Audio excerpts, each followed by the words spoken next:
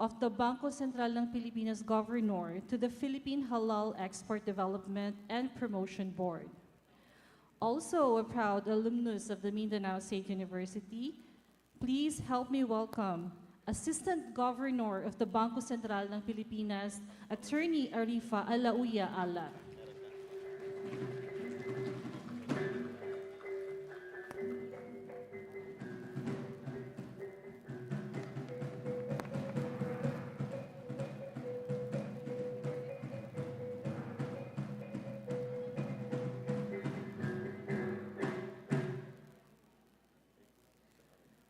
A professor at Universitas Islam Negeri Sharif Hidayatullah, Jakarta, our next speaker has over 15 years of teaching and research experience in the field of Islamic economics and finance.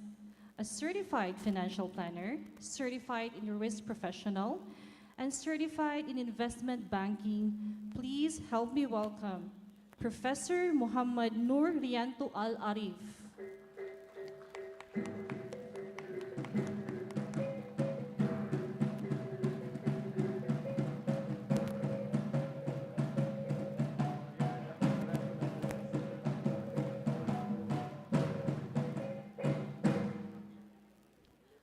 Also joining us here on stage is the incumbent Deputy Dean of the Institute of Islamic Banking and Finance, Responsible Research and Innovation, an active associate member of the Malaysian Institute of Accountants, the Association of Sharia Advisors in Islamic Finance in Malaysia, representing the International Islamic University Malaysia. Please help me welcome Professor Romzi Rosman.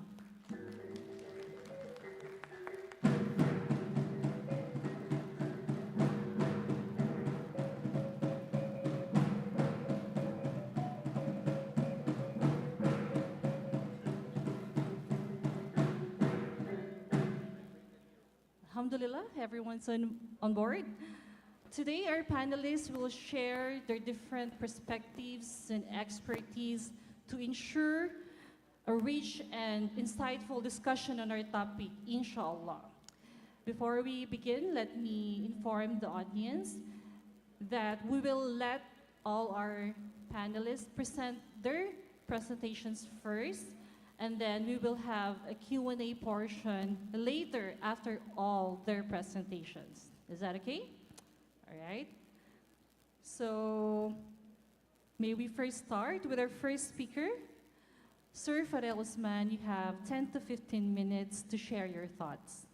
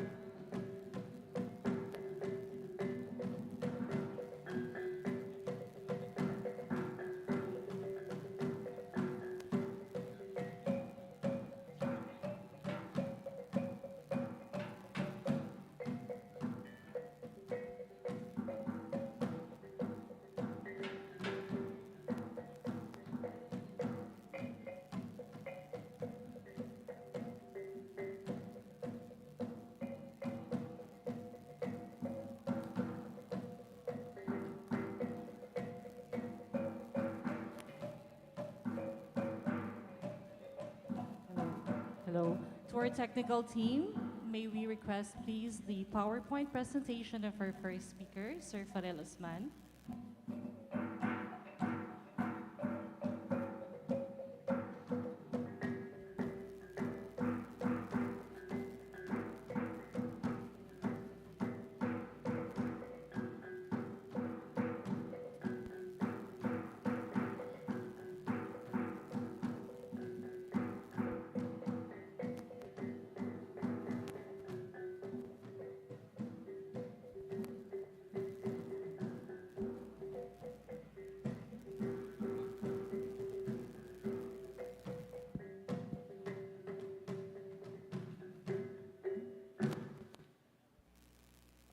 أعوذ بالله من الشيطان الرجيم بسم الله الرحمن الرحيم والصلاة والسلام على رسول الله وعلى آله وصحبه أجمعين سبحانك لا علم لنا إلا ما علمتنا إنك أنت العليم الحكيم.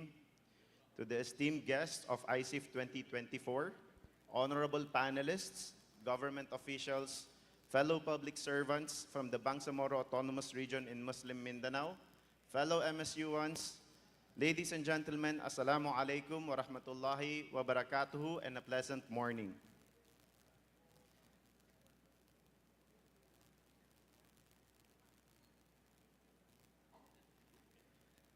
The Ministry of Finance and Budget and Management, through the leadership of Minister and Member of the Parliament, Attorney Ubaida C. Pakasam CPA, is honored and grateful to be invited in this year's 12th ASEAN Universities International Conference on Islamic Finance.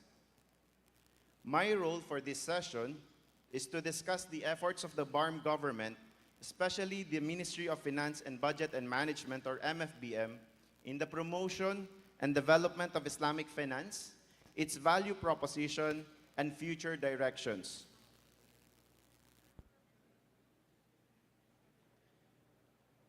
The BARM government sits in its inception in 2019 through the ratification of Republic Act 11054, or the Bangsamoro Organic Law, has set its eyes on the development of Islamic finance in the region as one of its comparative advantages as an autonomous region with predominantly Muslim constituents and a sub-national government granted with fiscal autonomy and its own parliamentary system within the framework allowed in the Philippine Constitution and the national sovereignty of the Republic of the Philippines.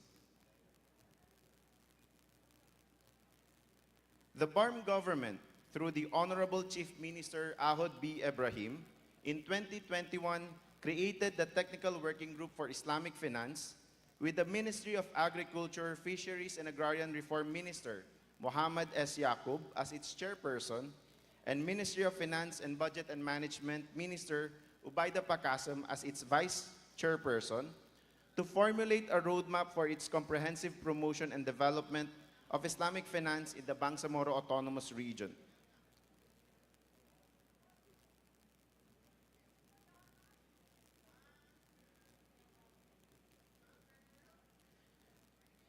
The roadmap, which has already been completed and approved by the Technical Working Group, underscores the importance of Islamic finance, that Islamic finance play in promoting economic growth and shared prosperity among various sectors in the region. It acknowledges that the primary value proposition of Islamic finance is that it is an alternative financial system that aligns with the needs, identity, aspirations, and way of life in the Bangsamoro. The principles of justice, equity, fairness, and transparency that Islamic finance promotes through the prohibition of riba,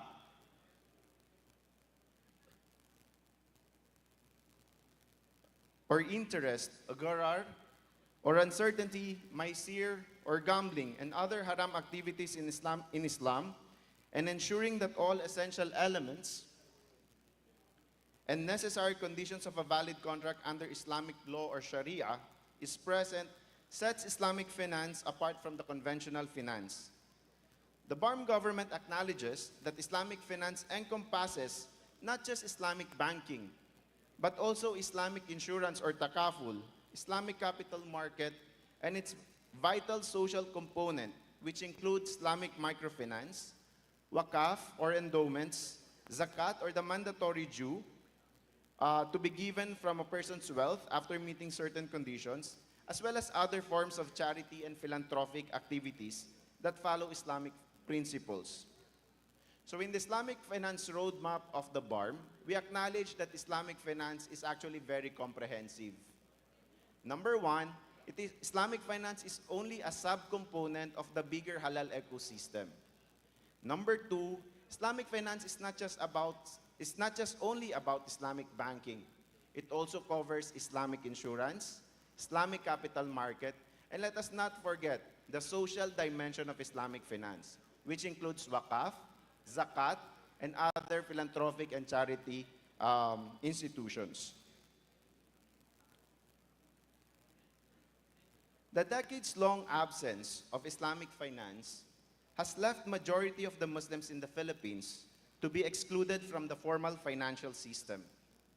As acknowledged by official reports, among the varied reasons or causes, the low level of financial inclusion of the Bangsamoro and Filipino Muslims in general is attributed to voluntary exclusion due to religious and cultural reasons. And these reasons have tremendous and catastrophic economic consequences. What do we mean by being financially excluded? Being financially excluded means that each and every one of us, the Muslims in the BARM and in the Philippines in general, have very limited access to essential financial services and risk management tools such as credit and investment facilities and insurance that are supposed to help us in our day-to-day financial services, business transactions, and economic exchanges. Our state of financial exclusion in the region contributes to the overall low level of financial well-being in the Philippines, as reported by the World Bank Global Financial Index report. To help address this gap, the Bangsamoro government has laid down strategies to ensure that by 2028, there shall be a functional and operational Islamic finance system guided by the principles of moral governance that will contribute to the improvement of the financial well-being of the people in the region. These strategies, which we have already started since 2021, are focused on the following: strengthening Islamic banking foundation in the Philippines, because we already have one since the 1990s, supporting Islamic microfinance, zakat and wakaf operations, supporting the establishment of takaful operations in the BARM, facilitating the growth of Islamic capital market, harnessing the potential of financial technology, and developing human capital. When we talk about human capital development, it also includes Islamic finance education, which I think everyone in this room is championing, as well as talent management and increasing public awareness. And we are very happy that we have these conferences that support and work along these initiatives and themes. To support the main strategies of the BARM government, the BARM government continues to intensify collaborations with national agencies such as the Bangko Sentral ng Pilipinas, Insurance Commission, the Philippine Securities and Exchange Commission, Intergovernmental Fiscal Policy Board, and relevant sectoral groups. For the information of everyone, we would like to underscore that the regulation and supervision of financial institutions still rest with our national government agencies. Although there is the Bangsamoro Organic Law, the powers granted under the BOL to the BARM government, as far as Islamic finance is concerned, is actually limited in one way or another. For all financial institutions like banks, these are still supervised and regulated by the Bangko Sentral.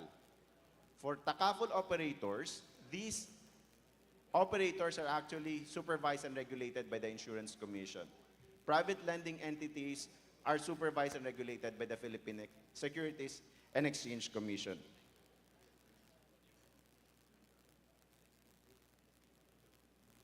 Other strategies include ensuring that Islamic finance efforts is integrated to the bigger halal industry development plan for the BARM, support the growth of MSMEs, strengthen Sharia governance on Islamic finance, as well as ensure tax neutrality for Islamic finance transactions and promote tax incentives whenever appropriate.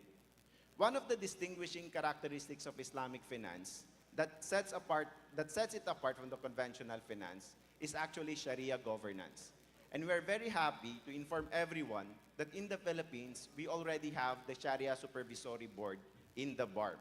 It's a non-government institution, 9-member board that is composed of 4 representatives from the government, including the Bangko Sentral, Department of Finance, the National Commission on Muslim Filipinos, as well as the Bangsamoro government, as well as 5 members from the private sector. The chairperson is no less than Dr. Muhammad Ebil from the BARM, as well as the deputy chairperson is Dr. Ashraf Hashim, the chairperson of the Sharia Advisory Board of the Bank Negara Malaysia.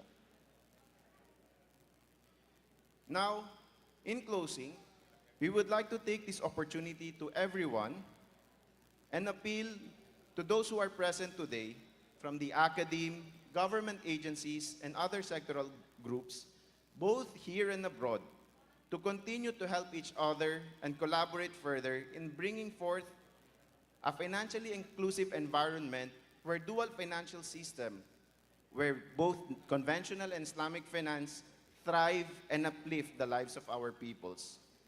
Thank you very much, and we will be happy to take your questions in a short while. Wabillahi tawfiq wal hidayah. Assalamu alaikum.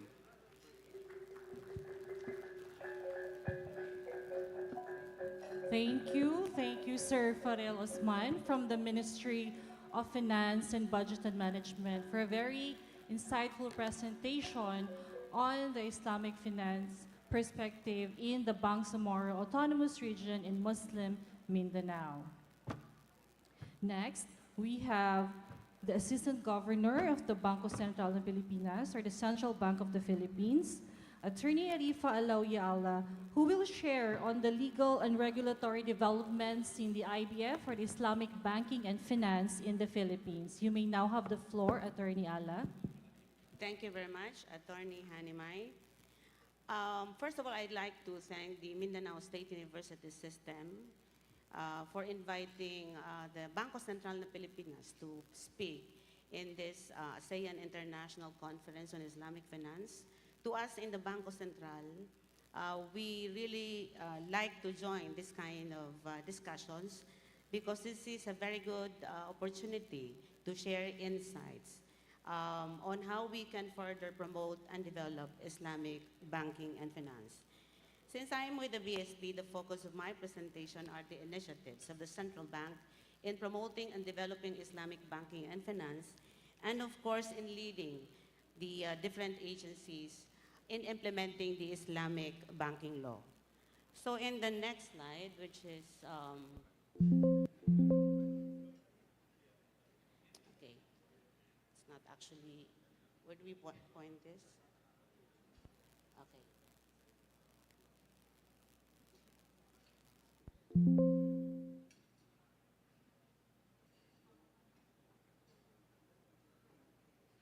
Can you just do the clicking? Ikaw na lang mag-click na, I'll just prompt you. So let's move on to the slides on presentation outline. I'll be presenting a brief introduction on Islamic finance. How is it different from the conventional banking system? Because that is a persistent question, particularly from those audience which have minimal knowledge on Islamic banking and finance. And then I'll have a presentation on the roadmap on Islamic finance in the Philippines, how we have collaborated, of course, with one of the stakeholders that we have been collaborating is the Bangsamoro government in promoting Islamic banking and finance. And the strategic importance of promoting Islamic banking and finance. Why is the government of the Philippines promoting Islamic banking and finance? And then briefly, I'll talk about the status, what we have achieved and what we plan to achieve moving forward. And finally, the ongoing initiatives, not only of the Bangko Sentral, but other regulatory agencies as well in developing Islamic banking and finance. So the next slide would tell you about the driving philosophies that drives the structuring of Islamic banking and products. One is the safeguard of wealth. We all know that humankind, we as human beings, are tasked to promote and protect resources and wealth. And we should, as the MSU system president has highlighted in his opening remarks a while ago, should be driven by the principles of equitable distribution of wealth, the social justice and fairness. So if you look at the way Islamic banking and financial institutions are structuring their products, it's actually driven towards that equitable distribution of not only the profits but also the risk arising out of those banking services. The next is that money is not a commodity. It's just a medium of exchange. So it should be, by itself, we should not be earning profits out of money. That's why riba is prohibited in Islamic finance.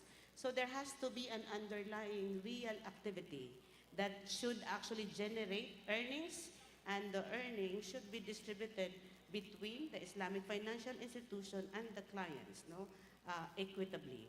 The other thing is the sharing of risk and reward. And I mentioned this a while ago, that when you place your funds in an Islamic banking and finance, the Islamic bank is transparent as to where the funds should be invested. And they are also agreeing on the ratio of sharing those profits, not only the profits but also the risk. So if the Islamic bank has incurred loss, assuming that the Islamic bank has exercised prudence, this is shared with the customer as well. The other is in Islam, trade is permitted, but interest is forbidden. And this is related to the requirement of linking the transaction to an underlying real economic activity. So you know, when they say, if Islamic banks are not charging interest, then how can they earn income? Actually, they're earning income in the form of profits, in the form of fees, because trade is very much allowed in Sharia. The other is in terms of the purpose of the activities. It should be ethical. That's why if you go to an Islamic bank would not finance the production, for example, of alcoholic beverage because it's not allowed in Sharia. It should not be used for financing gambling activities because it's not also allowed in Sharia. So you know, early on, Islamic finance is actually observing that requirements in the anti-money laundering law that the financial institutions should only finance those which are within bounds of laws. And the last one is very important. Islamic banking is not just for Muslims. It's for all, whether Muslims or non-Muslims. If you are not a non-Muslim, you might be investing or you might be transacting with the Islamic bank because that bank is presenting you with a business model that suits your requirements. So if you look, for example, in some of the Islamic banks in Malaysia, many of the customers of those Islamic banks are not actually Muslims. And that's because maybe those Islamic banks were able to address the requirements of those non-Muslim clients. So the Bangko Sentral has been highlighting this many times, that Islamic banking is for all, whether Muslims or non-Muslims. The next slide would tell you about the key difference. If you key difference between conventional and Islamic banking. If you place your funds in a conventional bank, you become depositors. And the relationship between a depositor and the conventional bank is a debtor-creditor relationship. Diba? When you place your funds, the bank would tell you, I'll give you 1%, per annum, less tax. Because you are actually, as a depositor, you are a creditor. Para mong pinapautang yung conventional bank. In Islamic bank, that's not the case. Because when you place your funds in an Islamic bank, you're not actually a creditor, you become a partner, or you become an investor. And so the relationship is as partners or as investors, you share in the profits generated where the funds were placed, or also in the loss, but of course subject to certain conditions. Because if you look at the civil code, there's also such thing as a limited partnership, wherein the executive partner does not also share in the loss, assuming that that partner has exercised prudence in managing and investing your funds. The next key difference is that in a conventional bank, they will just pay you a fixed interest. It's 1%, 2%, depends. If at the time deposit, the interest rate is higher, of course. But in Islamic banking, it depends, no, on the earnings generated out of the investment outlets where the funds were actually invested. And the last is, because of this arrangement, conventional banks is actually exposed to higher mismatch of assets and liabilities. Kasi in the liabilities, they are bound to pay those deposit liabilities. Let's say they put those funds in a loan and the loan was defaulted.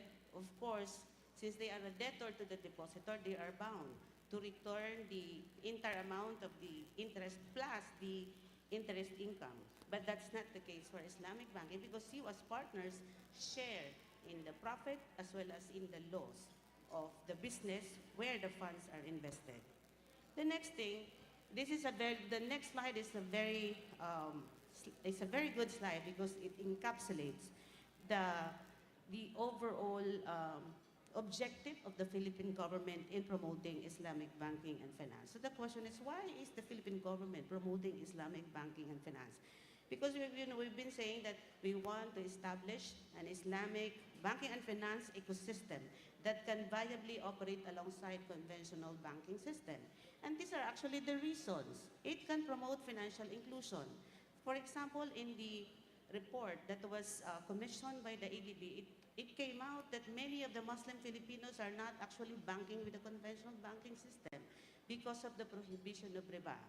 And the Philippine government has realized that it's about time that we include that sector in our society who refuse to bank with the conventional banking system. There are many conventional branches in their localities, particularly in the farm, but they're not placing their funds in those conventional banking systems. And if we offer them with an Islamic banking window, then they will start placing their funds in the Islamic banks, and the Islamic banks can intermediate those funds, and it can help in developing that particular area.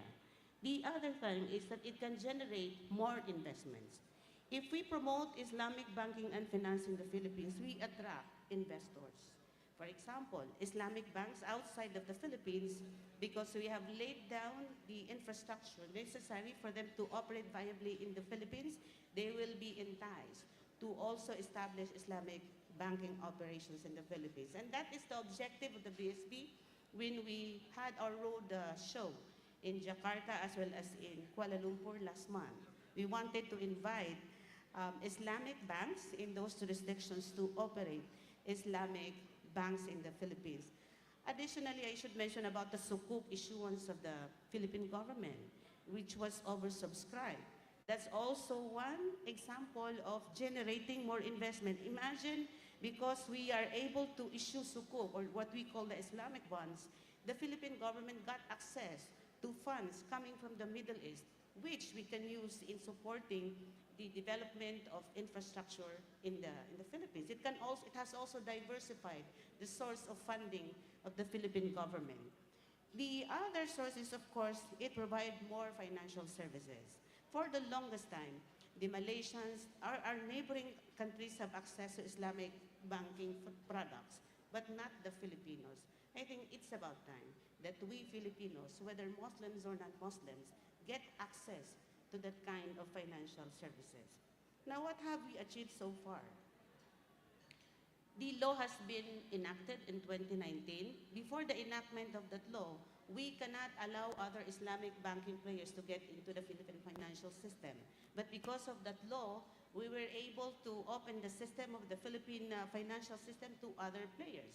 And I think you have seen other Islamic banking players operating in the Philippines. The DOF and Department of Finance and the BIR has also issued implementing regulations to neutralize the tax implications of Islamic banking transactions. And my colleague has mentioned about the Sharia Supervisory Board, which has been operating since December 2023. That's very important because when we achieve critical mass of players, of course, Sharia matters is not the expertise of the central bank. So the Sharia Supervisory Board is actually there to assist the central bank in, settling disputes on whether a particular product of an Islamic banking window is Sharia compliant or not. That's why BSP is represented in the Sharia Supervisory Board. And of course, we have ongoing capacity building, which I will touch on in the next slide. So this slide would tell you about the growth of Islamic finance industry. Well, it remains to be small relative to the conventional banking asset worldwide, but it has been growing more rapidly than the conventional banking system. Most of the growth are coming from the GCC region, but as of now, Islamic assets, which comprise of Islamic banking, Islamic capital market, and Islamic insurance or takaful, is around 3.25 trillion US dollars. Sukuk also has been very promising. Philippines has joined the issuance of Sukuk, and we hope to sustain that, that momentum, that sooner or later the BTR may also issue additional Sukuk to diversify its funding requirements. Now, the next slide would tell you about the strategic importance of if you establish Islamic banking operations in the Philippines. We are 119 million Filipinos, about 10% are Muslims. But if you look at the data, and the Bangsamoro region is the most unbanked region in the whole country. 92% of local government units in the BARM have no banking presence, and that's a huge market to serve. And we hope to see that because One Card Bank, which is a conventional bank issued with Islamic banking license, has its first branch in Cotabato City. While Maybank had its first branch in Zamboanga City, but may also establish its own branch in the BARM region. And of course, Zamboanga City is at the central of the BARM. It's near the Holo as well. And then right now, we only have 3 Islamic banks. There is more room to grow in terms of Islamic banking.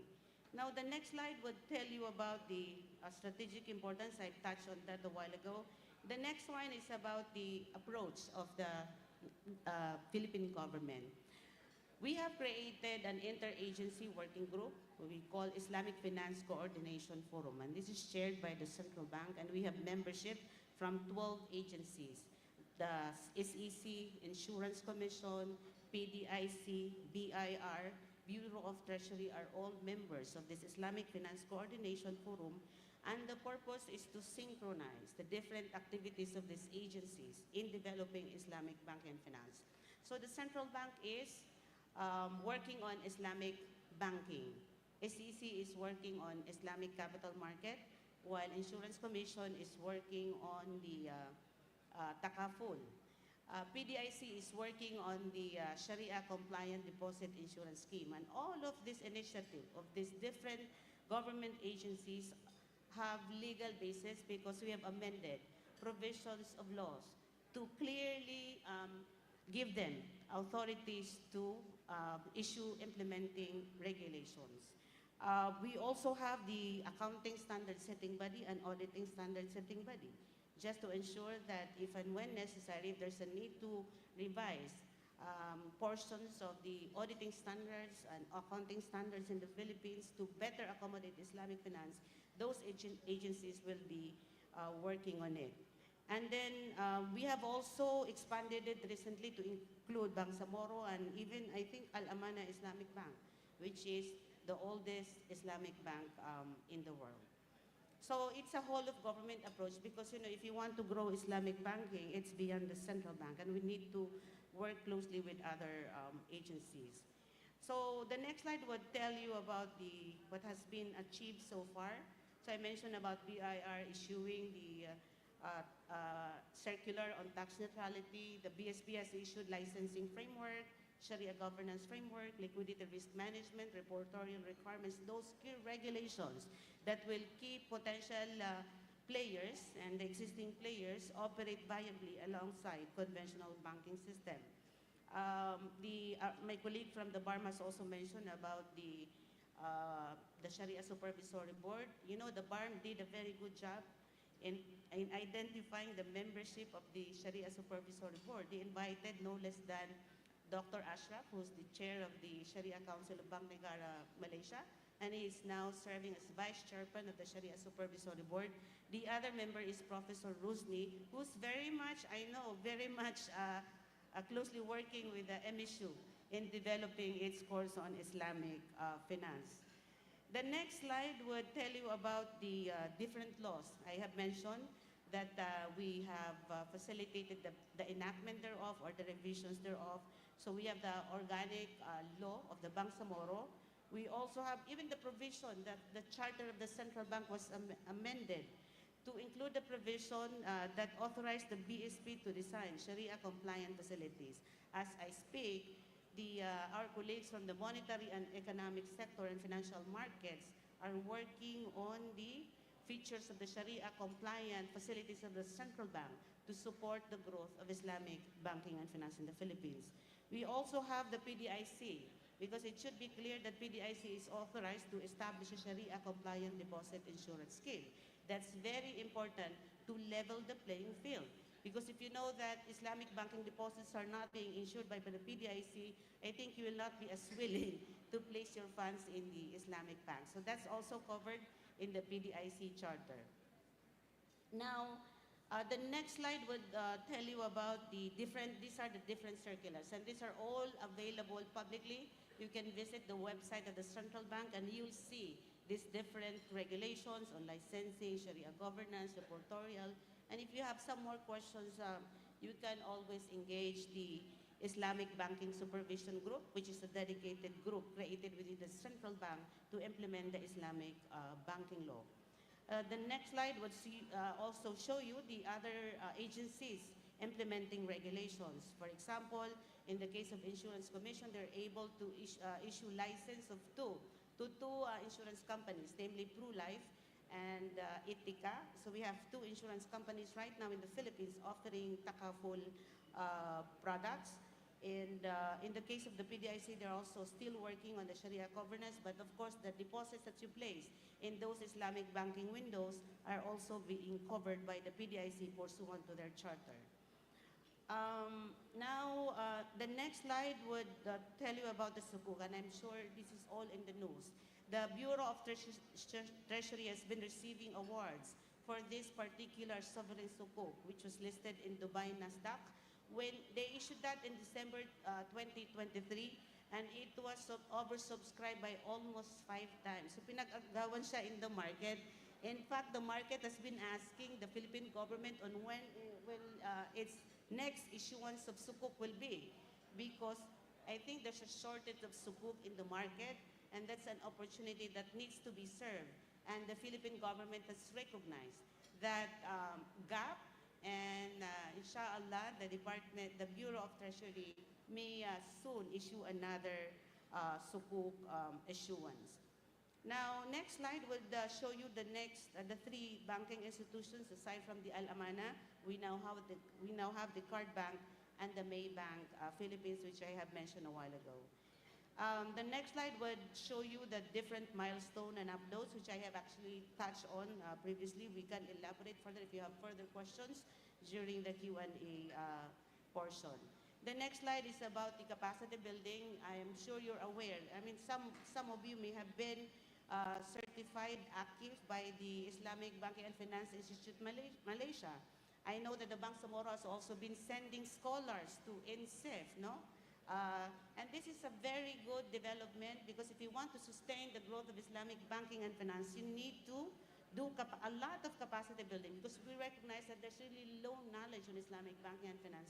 And the way to do that and to institutionalize that is to look at also the framework of the MSU system. They were quick in offering a course on Islamic banking and finance, and I hope that can be replicated in other universities, like the UP has courses on Islamic banking and finance, but they are just elective subjects.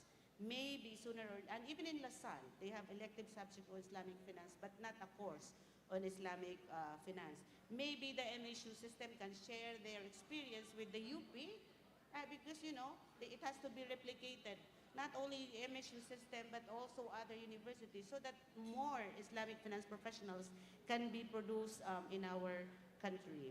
The next slide are about the capacity building, which is ongoing. As I speak, also there is an ongoing capacity building at the ADB. We're just fortunate that the Asian Development Bank has been providing technical assistance to the Philippine government. The next slide is my last slide, and this is the BSP's commitment to support the growth of Islamic finance and industry in the Philippines. We are very fortunate that we have a very supportive monetary board. In fact, when we present implementing regulations and initiatives, the monetary board readily approves the same because they see the need to also address the requirements not only of the conventional banking system, but the Islamic banking system as well. We have been ahead in the area of Islamic banking. We had the Al-Amana Bank way back in 1973, but it was not able to grow more rapidly because of lack of certain infrastructure. And Alhamdulillah, we had the Islamic banking law in 2019 that actually provided the go signal for the central bank to issue implementing regulations that can facilitate the growth of Islamic banking and finance. So with this, I thank you very much. Assalamu alaikum wa rahmatullahi wa barakatuh. Thank you, Attorney Arifa Ala, Assistant Governor of the Central Bank of the Philippines, for sharing the perspectives of the Bangko Sentral ng Pilipinas, its milestones and initiatives in supporting the growth of Islamic finance in the Philippines, and also for the very comprehensive and concise discussion on Islamic banking vis-a-vis conventional banking in the Philippines. Now, from the BARM region to the national regulatory framework in the Philippines, I guess we are now ready to move farther to our neighboring ASEAN countries. So to discuss Islamic finance economies and developments of Islamic finance in Indonesia, please, I now give the floor to Professor Muhammad Norianto Al-Arif.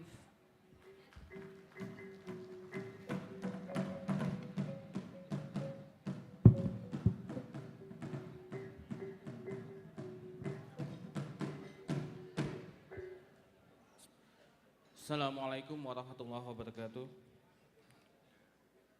Our gratitude for President of Mindanao State University, the City Mayor of Cagayan de Oro, all distinguished speaker and participant, and also the committee of AICIF 2024. Let me allow me to present about the perspective in Indonesia about the development of Islamic banking and finance. The discussion of Islamic banking and finance actually had started since 1970s, and the establishment for the practice of Islamic bank enacted in 1992 with the establishment of Bank of Muamalat Indonesia. The regulation that make Bank Muamalat can establish is the law the number of 7 of 1992, but in this law do not state Islamic banking. It stated that banking with profit sharing system. After the crisis in 1998, when the other conventional bank had negative spread and had some of them must be liquidated, in Indonesia, the new government established the regulation that regulated that banking in Indonesia can fall in two systems, conventional system and Islamic banking system. In 1998, there is the based on the regulation that Islamic banking in Indonesia can have three forms: full-fledged Islamic bank, Islamic business unit that branch of conventional banks, and also Islamic rural banking. After the establishment of this law, the development of Islamic banking in Indonesia is growing very fast.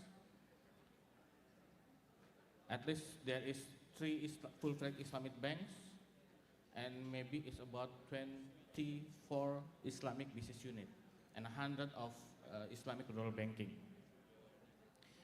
In 2008, Indonesia there is established the regulation about Islamic banking. This is separated with banking as usual. After this regulation, until now we have at least 14 full-fledged Islamic bank and 20 Islamic business unit. There is a push and pull factor that make Indonesian head growth fast. First is the National Islamic Economic Strategy. Indonesia has included about Islamic economic and finance in their long-term and middle-term national planning. In long-term national planning, 2024 until 2045, they have stated that there is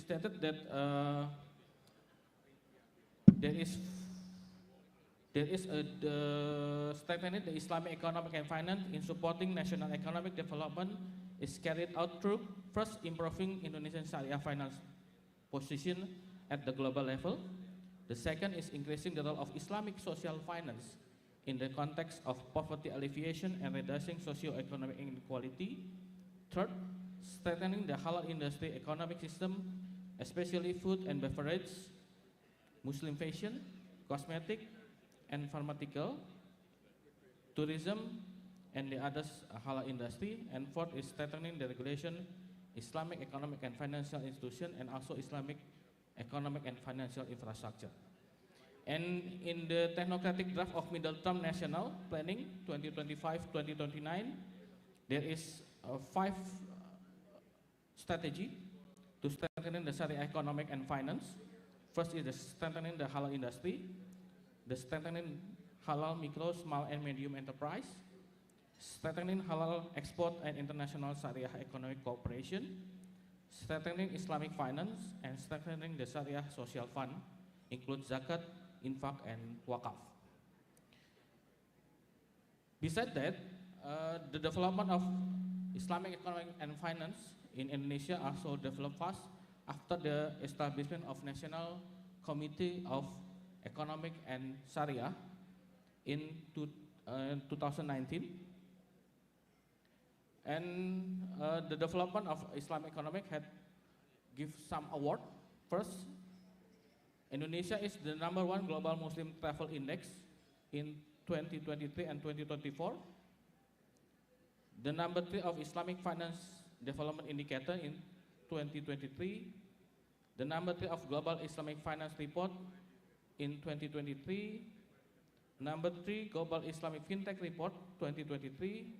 #3 global Islamic economic indicator in 2023. And last year we get the #1 impactful achievement Islamic economic from ISDB, Islamic Development Bank, with the product of cash wakaf link sukuk.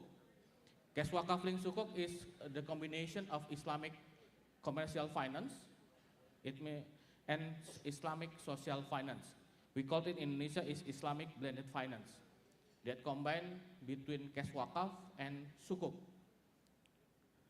People give a cash wakaf and the wakaf is allocated for the sukuk, and the return from the sukuk will be delivered for the social project. But if we see more in the market share of Islamic banking, okay, it's far away. Maybe can back into slide 8. Okay, we see the market share of asset from the Islamic banking. The Islamic banking asset is, we compare to the national banking, it 7.31%.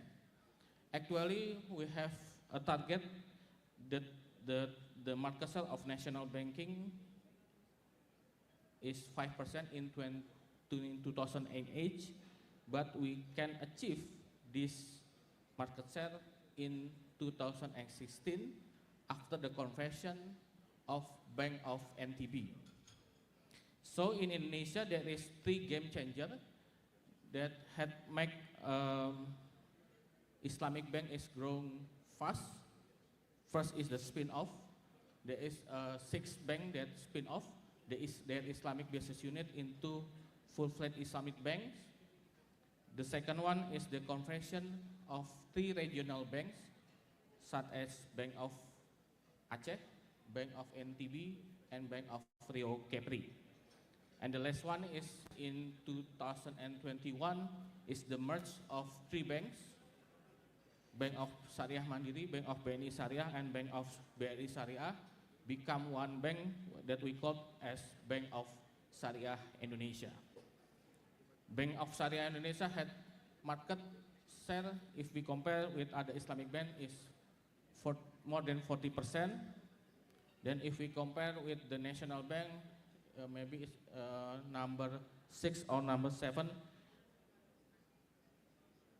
It means that the potential of Islamic bank in Indonesia is larger enough. The market share of Islamic non-banking institutions, such as insurance, pension fund, leasing, and others, is about 4.83%. And the most fast is capital market. The market share is 20.17%. Okay, maybe we can skip into the slide 14. Okay, the potential of Islamic bank, if we see from 2020 until 2024, there is now we have 14 banks. Actually, in 2021, with a little bit decreasing because of the merge of 3 banks. In 2022, we added 1 bank after the conversion of Bank Rio Kepri, and 2024, there is added 1 full-fledged Islamic bank after the spin-off of Bank of Sinarmas Syariah, that we call now as Bank of Nano Syariah. The Islamic business unit is declining after the conversion, after the spin-off of Islamic Nano Bank. The Islamic rural banking also growth fast. This means that the Islamic banking in Indonesia has potential to develop, especially if the other regional banks decided to convert into full-fledged Islamic banks. The ongoing progress of the converted is Bank of Nagari, that from West Sumatra. Then also the other game changer can be merge of some banks and spin-off of some banks. The ongoing progress is also the spin-off Bank of BTN, that stand out enterprise from the government. In Muslim-friendly tourism, it also have a potential. If we see the data, there is 100 million Muslim globally will travel in 2022 after the COVID-19. Then it estimated will be reached 203 million. In Indonesia, we have a lot of destination can be developed as Muslim-friendly tourism, and it will be give a potential to develop.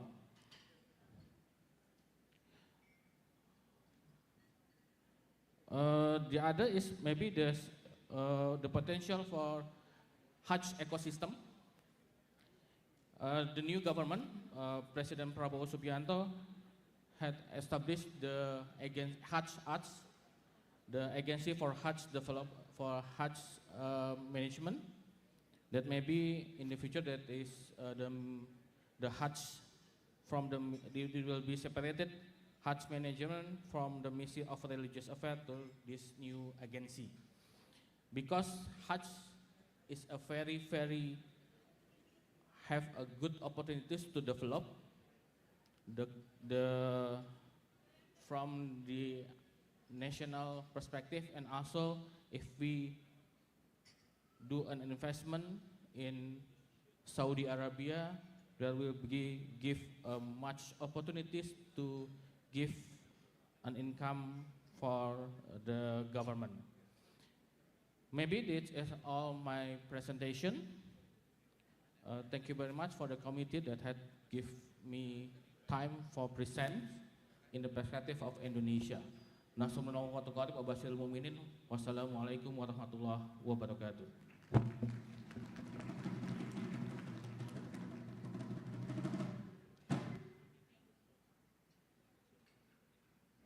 Hello.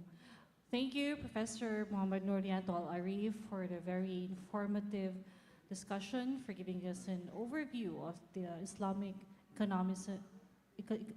economics and finance in Indonesia. Our fourth speaker will now discuss enhancing stability and resilience through value-based intermediation from Malaysia's Islamic finance experience. Let us now hear from Professor Romzi of International Islamic University, Malaysia.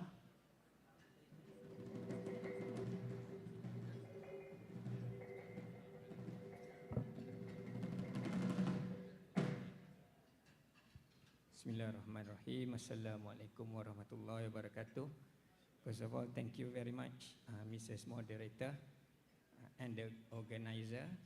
Alhamdulillah, we just listened to very prominent three panelists earlier. They talked about Sharia governance, especially, and also the development of Islamic finance in the country. Okay, so inshallah, I'm the last panelist, so I think they put there 15 minutes. Okay, so I will talk less than that, inshallah. Okay, and then we will open to Q&A. So my topics is on enhancing stability and resilience through value-based intermediations, insight from Malaysia Islamic finance experience. So basically, I will take some points that we are going to focus a bit more, which is on governance, regulation, sustainability, education, and awareness. I think that's what all about this conference, to make it more inclusive. Okay. Okay. All right. So for the first slide, okay, I just share you with this, the IFD report, okay, leading together in Islamic finance, or leading Islamic finance together, okay. So the purpose is very simple, okay, the purpose is very simple, not to make comparisons, but it's actually to learn from one another, to work together, to collaborate, okay. So in this indicator, we can see that, okay, the indicator stated that based on financial performance, governance, sustainability, knowledge, and awareness. Okay. So of course, we have looked at many data on financial performance, okay, asset size, the financing size. We can see, alhamdulillah, our countries, Malaysia and also Asian, okay, they are improving in their Islamic finance asset. But, a big but, even though it's improving, but the percentage is very, very small if we look at global finance assets. Okay, you can just Google, so see the percentage is very, very small. So here, so the countries here, we can look it as a benchmark, for us to learn together.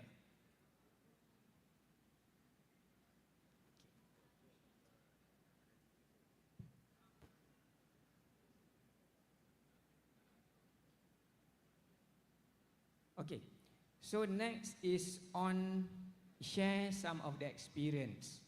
Of course, when I share this, the milestone, the next 3 slides is actually looking at the important milestones. And I put the references, so for us, especially academicians and students, you can just quickly look at the source, do your research, do your PhDs, or do your masters. Okay, so in the perspective of governance, knowledge, and sustainability, so I will highlight some of the very important milestones. Okay. So of course, the first 1983, the Islamic Banking Act 1983 in Malaysia. So we have learned also from Philippines. They, Alhamdulillah, they already established the act and also the Sharia governance, which is very important. And then we have the Takaful Acts. We hope that the previous master class in Takaful, okay, so we get more awareness. Okay, it's not only in Philippines, but in Malaysia also. The Takaful awareness can be lower than Islamic banking or finance. So 1984, we have Takaful Act, okay, and then first Takaful operator, 1985. Okay, we can see I just picked a few one. Okay, in 1996 and 1997 is also a very important milestone. Establishment of Sharia Advisory Council of Security Commission Malaysia, and also establishment of the Sharia Advisory Council of Bank Negara Malaysia. Even that time we launched the Sharia compliant securities by the listed and by Security Commission Malaysia. So this one just now the second panelist have shown us the Sharia Advisory Council, which is very, very prominent, okay? And I'm really sure the Sharia Advisory Council will have a very impact to your country, inshallah. And then, of course, 1999, some of the establishment. Okay, this is on regulations and governance. Okay. Okay, I will pick few also here. Of course, establishment of Malaysia Takaful Associations. Okay, here I want to focus more on knowledge and awareness. Knowledge and awareness. Okay, so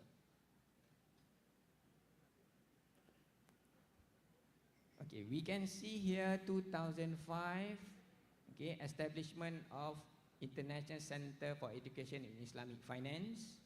Okay, for your information also, IIUM Institute of Islamic Banking and Finance established this year, 2005. Of course, this is the sources, so I just quote what here. Okay, right? No, it's like it's also a promoting as a collaborator. Okay, so in 2005 and then 2006 is also important. This is where the launch of MIFC. This is where promotion. They promote Islamic finance awareness. Can you see at the beginning we have a strong regulatory framework and governance, and then comes with educations and also awareness. This is how we can learn one another.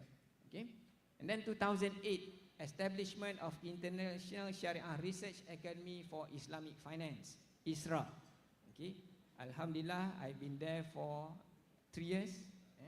So this is where research, how we want to support the research, policy research, to support establishing Sharia standards, for example.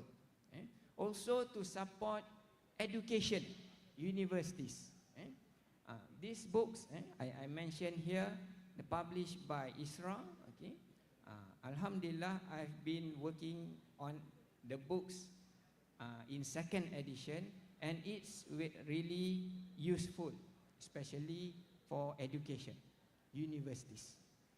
Okay, and then this called 2013. This is where I think after we look at the act, the previous act.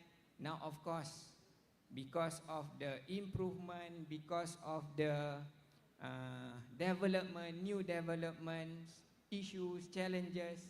Okay, we have IFSA 2013. Okay, This is where is actually you can see a profit sharings, where they distinguish between deposit and investment accounts. Some says during my research they want to have the spirit of Islamic finance, profit sharing. Okay, when where it is very clear when the act make a distinction between deposit and investment account. For example, capital on the guarantee of capital, and so on and so forth. So they make this kind of distinction in 2013. And of course, there's many others. Okay, I just picked the one that, okay. Just now when I say about investment accounts, you can see 2016, we launched of investment account platforms. This is where it's interrelated, okay.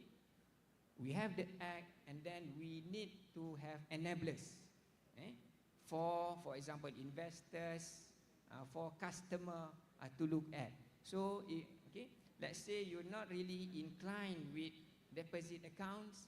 So for Islamic banking and finance, we have many contracts that can be adopted. Okay, and then, okay, here, okay, actually, okay, I have 5 minutes. Okay, so I will focus more on the something I think is important, which is VBI and also VBI for Takaful. This is, I think, the future. This is where when you already have a strong regulation, governance, now you look beyond that. More than Sharia compliant, more than profit. Okay, beyond profit. Now we want to measure, we want to look whether we achieve the Maqasid Sharia or not. Okay, whether Islamic finance institution provide values or not. Okay, provide values to the stakeholders, to all societies. Okay, all right. So 2017, 2021. Okay. Okay.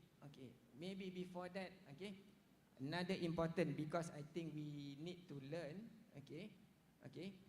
2019 we have Sharia governance policy document, but okay, 2010 for me is very important. We have the Sharia governance framework.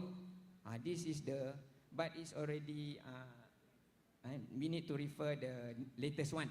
But that is where, okay, they focus in Sharia governance framework 2010, where we focus on, we can say 4 organs. Is okay, Sharia research, Sharia review, Sharia audit, Sharia risk management.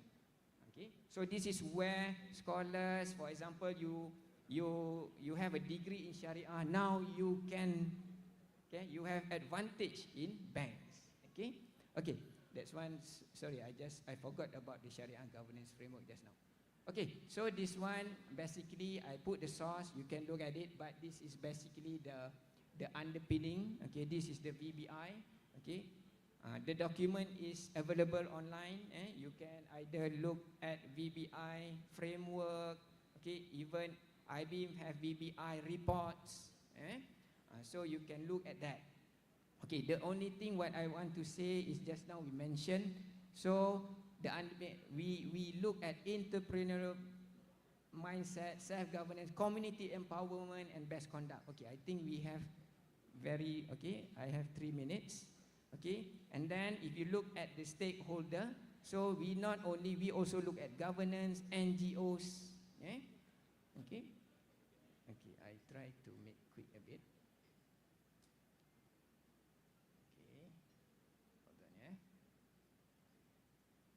Okay, so I will focus on this impact.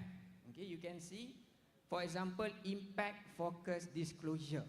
So we want to improve our disclosure because the customer, okay, to build a trust, you need to disclose. Okay, so this will enhance confidence among customer and public, and also on collaboration. And now Islamic banks or Islamic financial institution is not only profit maximizations. You can see now we collaborate with NGOs, societies, and government. Okay? Okay.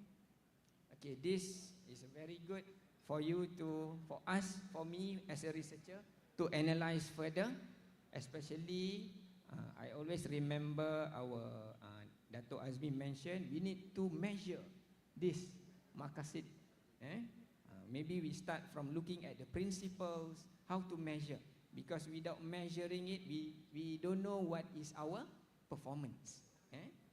So this is the combination of VBI, triple bottom line, SDGs, and the 5 essentials.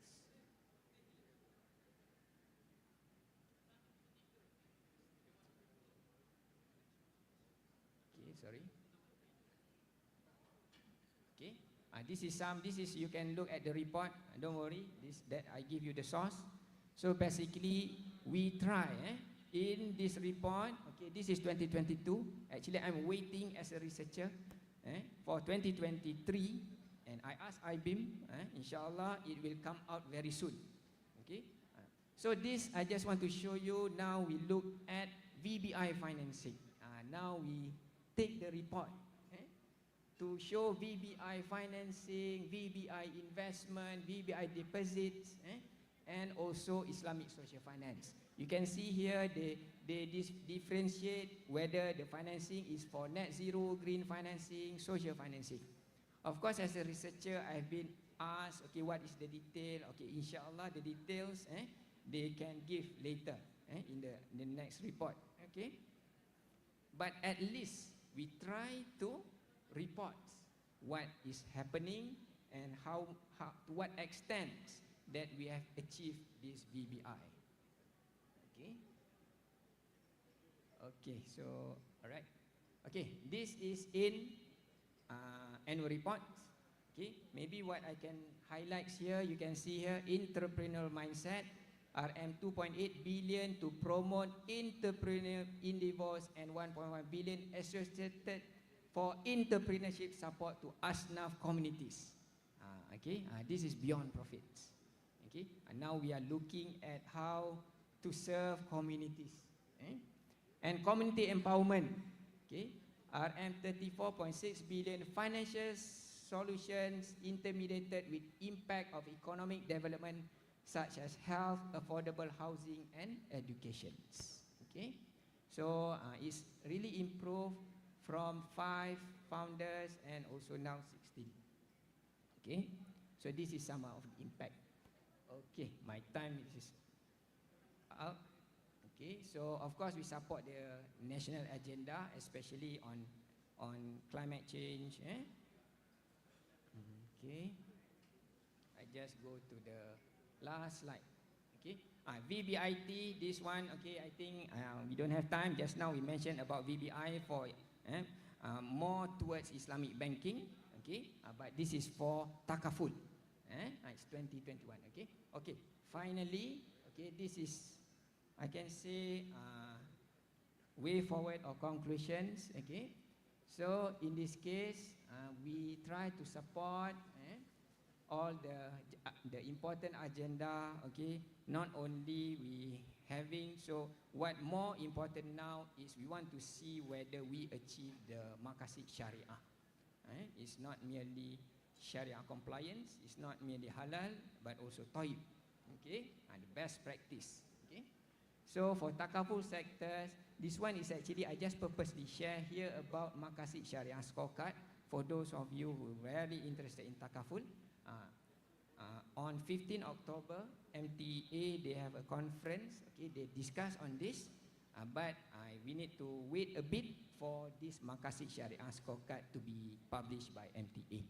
Okay, so the final one, inshallah, okay, from what my presentation here, okay, so this is how we achieve, we on the milestone of what the Malaysia have planned. So we hope we can learn from one another, inshallah. So I end the very brief speech. Thank you very much. Assalamualaikum warahmatullahi wabarakatuh.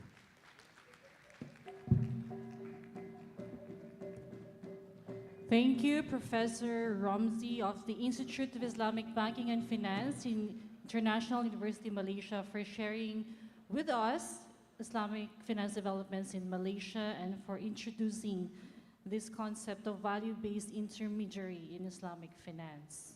Alhamdulillah, we have now heard from all of our 4 panelists for today's first plenary session. And now let us move on to the discussion. So to begin with, let me first ask, the first question is to Sir Farel Osman from the Ministry of Finance and Budget and Management. Okay, sir, you have mentioned earlier that the common and ultimate goal that we have is to establish functional and operational Islamic finance system as a poverty alleviation effort in the Philippines, specifically in the BARM region. Now, can you please share with us progress or an update on the field since the enactment of Republic Act 11054 or the Bangsamoro Organic Law? And as a follow-on question, how did small business owners or the small and medium scale enterprises in the poorest regions of the BARM accept this concept of Islamic finance?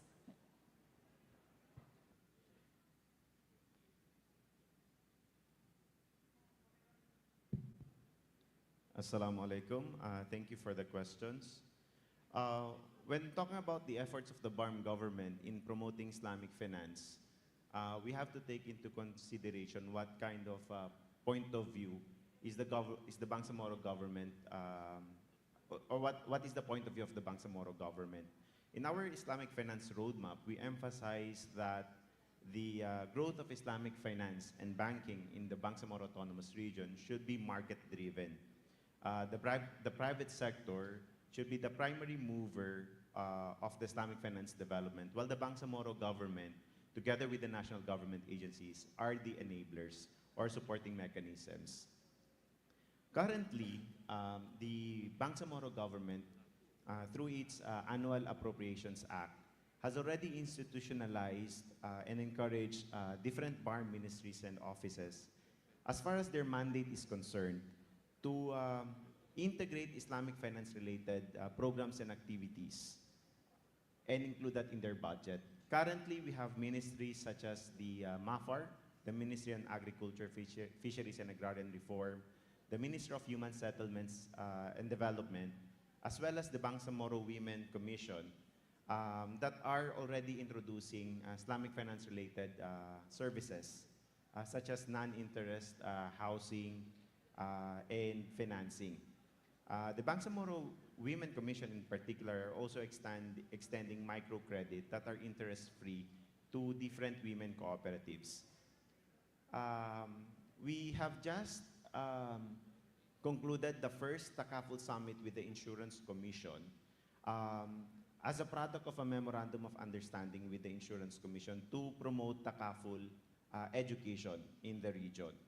And other efforts are also ongoing together with other national agencies to promote Islamic finance, not just in the BARM but across the Philippines. With regards to the interest that we are seeing, not just with from the MSMEs but also other sectoral groups, we are seeing increasing interest on Islamic finance. Initially, when we did our research and public consultation, the general perception on Islamic finance is limited to no interest and zakat. Now we are seeing and seeing more interests on how they can use takaful as a social protection mechanism in their businesses, as well as for the households.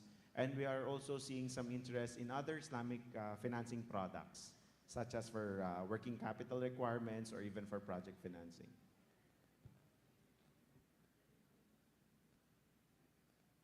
Thank you for that, Sir Farel. Alhamdulillah, yes, there is a growing interest for Islamic finance in our region.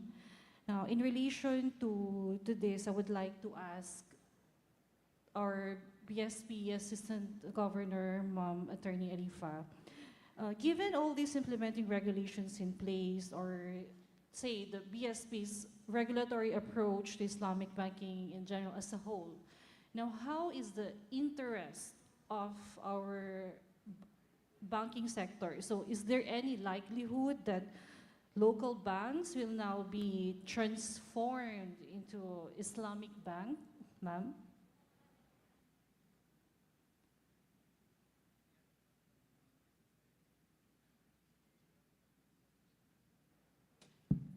Yes, I think the aim of the regulatory framework is actually to provide an enabling environment for Islamic banks. So we have issued the licensing framework, we have issued the Sharia governance framework, even the capital requirement. And with all this, we have also established the tax neutrality provision, which is very important. Without providing level playing field in case of, in the form of tax neutrality, investors would not be keen to operate Islamic banking windows simply because Islamic banking products would have higher tax implications. And of course, it has higher tax implications. It will be passed on to their customers, and it will make Islamic banking more expensive. And we are fortunate that the Department of Finance and the BIR was able to quickly issue that regulations, which in essence provides that Islamic banking products should not be taxed more heavily than the conventional counterpart products. The other milestone is the Sharia Supervisory Board, because it conveys the market that the Philippine government is ready to rule on questions on Sharia compliance. And of course, the implementing regulations of the BSP, because without those regulations on licensing, which contains the expectations of the central bank in establishing an Islamic bank or Islamic banking window, as well as the regulation on Sharia governance framework, they will not be that keen to operate an Islamic banking window. And I think these works, initiatives, are really have actually enticed the two newly licensed Islamic banking windows like Card Bank and Maybank. I don't think Maybank has been here for so many years already, operating a conventional banking, and Maybank would have not decided to operate an Islamic banking window if they find the approach of the BSP not useful. So they've seen the quickness and the strong support, not only of the central bank, but other regulators. You've seen that even Insurance Commission was able to quickly issue takaful license that can complement the banking aspect. Of course, when you start borrowing funds from Islamic banks, they would look for insurance. That's why takaful is very important. And even the PDIC is designing a Sharia-compliant financial system. So with all these developments, we expect the conventional banking system to also operate Islamic banking windows, like the larger ones, like Land Bank, BDO. That's the aim. If they establish an Islamic banking window, then the network would be much wider. This coming November 26, we will be hosting the launch of the Islamic Finance Report commissioned by the ADB, and we have invited the CEOs of banks and other regulatory bodies to attend that launch. And that launch will be hosted by no less than the governor of the Bangko Sentral, along with the country head of the Asian Development Bank. I hope with all these initiatives and the many capacity building initiatives undertaken under the technical assistance of ADB will actually motivate these other conventional banks to operate Islamic banking windows. So that's actually the essence. We want to establish an Islamic banking ecosystem. It's not just a few players. We have to have a critical mass of Islamic banking players, and not just the banking, but also takaful, and also the capital market. At our side, we have one more deliverable, the Sharia-compliant facilities, like if Islamic banking windows will place their funds in the central bank. Right now, we don't have Sharia-compliant facilities. And we're working on that. Hopefully, by next year, we'll be able to launch that Sharia-compliant facilities, and that can actually, again, send a strong signal to the banking system that the BSP, as well as the government in general, is actually very serious in developing the Islamic banking and finance in the Philippines, and hopefully they will get the cue of operating Islamic banking windows. Thank you. Hello.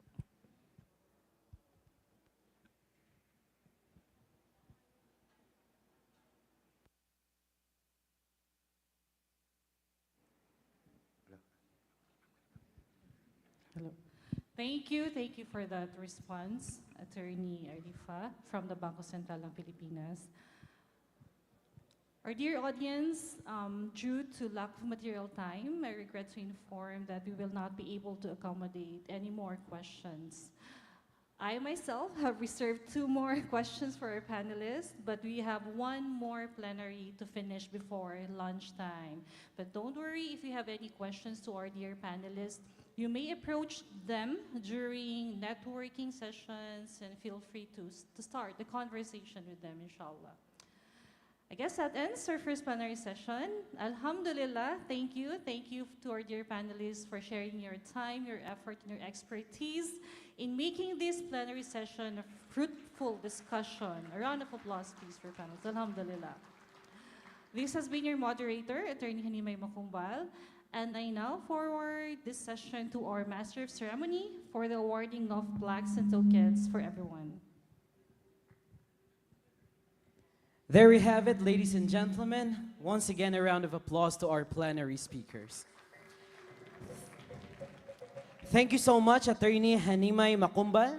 Indeed, with your maneuver as the moderator, our first panel discussion has been filled with great relevance, deserving our worthy appreciation.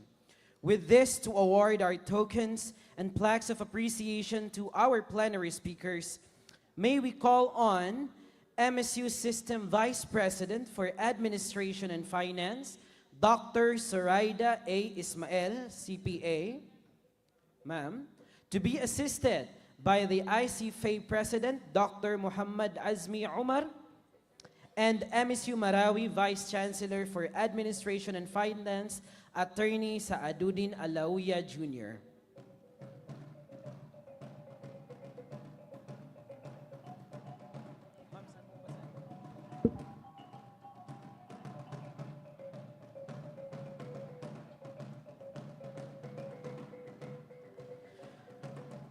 Mindanao State University and International Council of Islamic Finance Educators present this plaque of appreciation to Farrell Hazan Osman, Chief Financial Management Specialist, Ministry of Finance and Budget and Management, Bangsamoro Autonomous Region in Muslim Mindanao, in grateful recognition for sharing his invaluable expertise and experience as plenary speaker during the 12th ASEAN Universities International Conference on Islamic Finance, given this 17th day of Jumada al-Awal, 1446 of Hijrah, 19th of November 2024 at Limkitkai Locks Hotel, Cagayan de Oro City, Philippines. Signed, Attorney Saaduddin M. Alawiya Jr., CPA, Vice Chancellor for Administration and Finance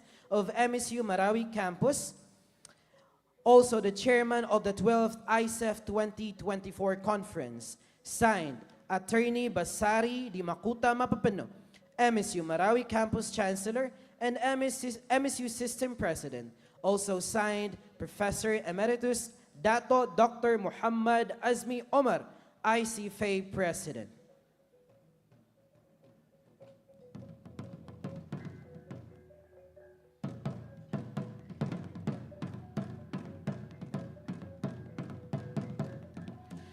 The same plaque of appreciation and token is presented to Attorney Arifa Alawiya Ala, Assistant Governor of Bangko Sentral ng Pilipinas.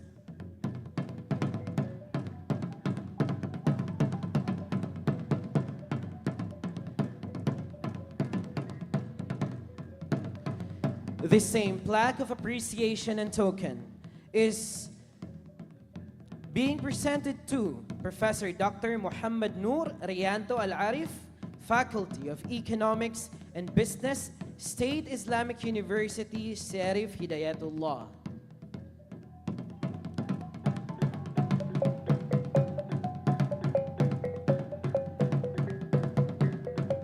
And last but not the least, same plaque of appreciation and token is being presented to Professor Dr. Romzi Rosman, IIUM Institute of Islamic Banking and Finance, International Islamic University, Malaysia.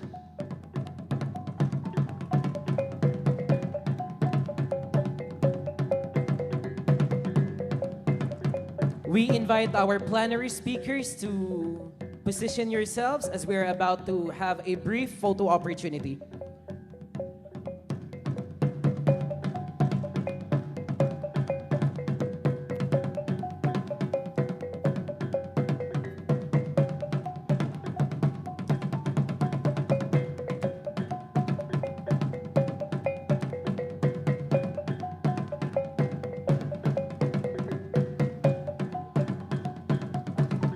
Thank you so much. Thank you so much. Once again, thank you to all the speakers in the first plenary session for their very enlightening presentations. A round of applause, everyone.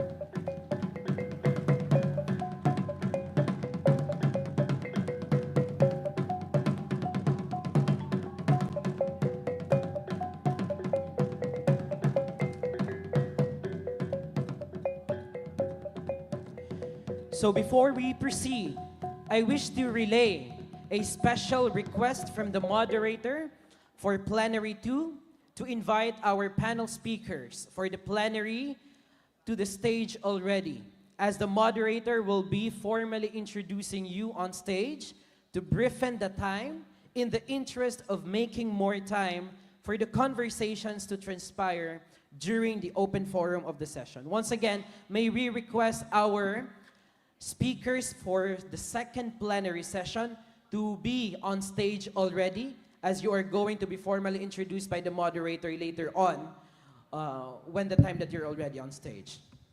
Also, with the realities we may have with the element of time, ladies and gentlemen, I wish to remind everyone that we will be having a working lunch vis-a-vis the plenary session number 2.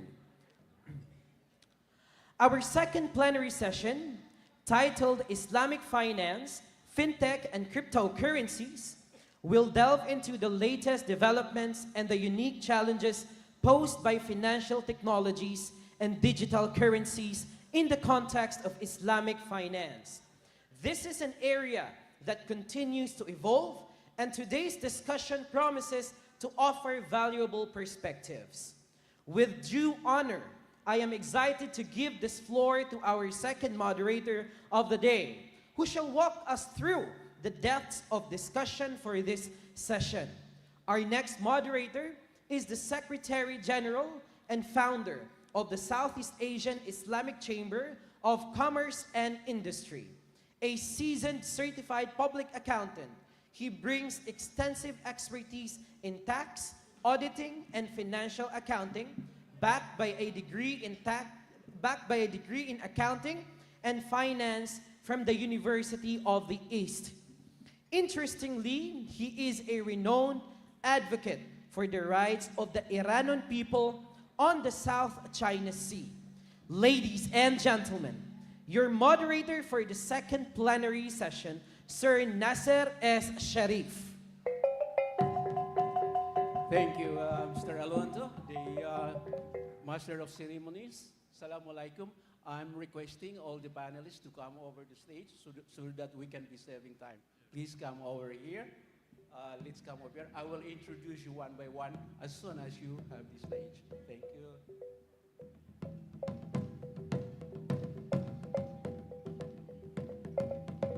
Good morning, assalamu alaikum, and welcome to today's plenary session 2, panel discussion. Session 2 itself is worth the price of admission to this conference. I'm confident that with our distinguished panelists here, we will live up to the billing. I'll be facilitating the conversation on Islamic finance, fintech, cryptocurrencies, and the allied disciplines. As already shown in the plenary session 1, Islamic banking and finance in itself is quite a complex subject. But as if we haven't had enough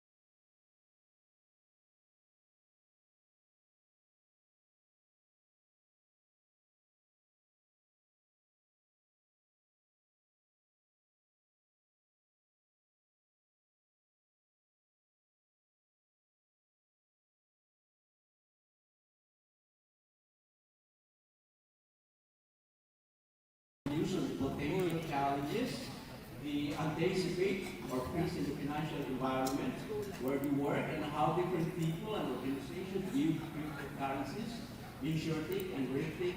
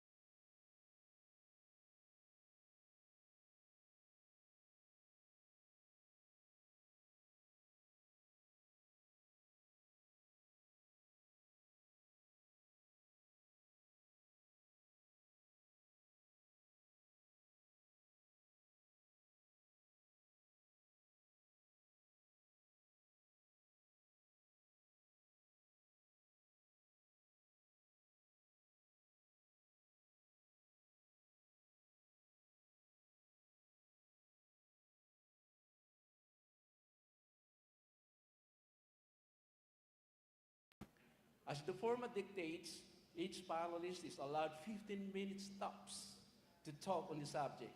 The sequence in which they will speak, I have calibrated to heighten the flow of the conversation. For brevity, I'll introduce them with their current undertaking or preoccupation. But for those who are interested in following them, they are well known enough that you can Google them. So ladies and gentlemen, join me as I introduce them one by one and welcoming them. As I call each one of you, please stand up to be recognized. Our first panelist is an assistant professor at AICIF, International Islamic University in Malaysia, IIUM. He obtained his doctor in computer science, doctor of philosophy at the Kent State University. Please welcome Dr. Rizal Muhammad Noor.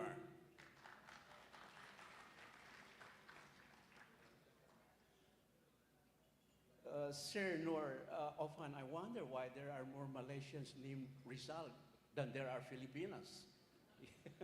Really, as a member of the Knights of Rizal, some time ago I have written an article in the Manila Times that Anwar Ibrahim, while he was in castration, he read Rizal twin novel, The Noli and the Fili, not once but twice over. But so much for distractions. Our second panelist is a professor at Universitas Islam Negeri, UIN, Sunan Kalijaga, Yogyakarta. He has written numerous tracts and articles. In 2019, he obtained his doctor, Ilmu Ekonomi Akuntansi, or doctor in accounting, at the University of Erlangga in Indonesia. Please welcome Professor Dr. Ms. Nin Ardiansa. Thank you, Dr. Ardiansa. I also wonder how you are related to Grandmaster Ardiansa. He's a common friend of mine with Grandmaster Otot Adianto of Indonesia.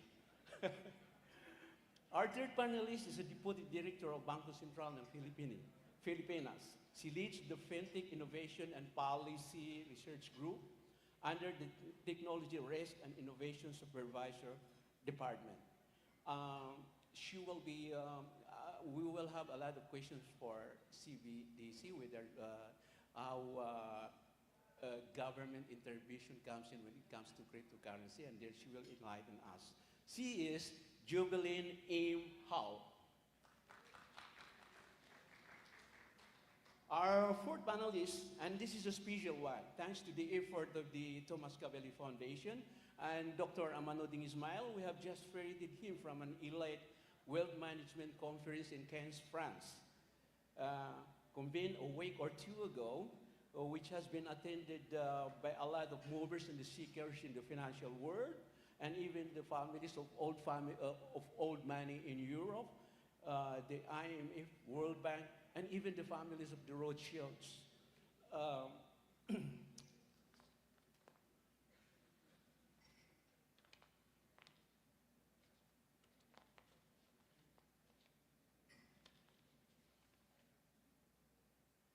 At the risk of letting the cat out of the bag, our fourth panelist advocates the use of emerging technologies, being inventive in preserving the economic resources of indigenous people.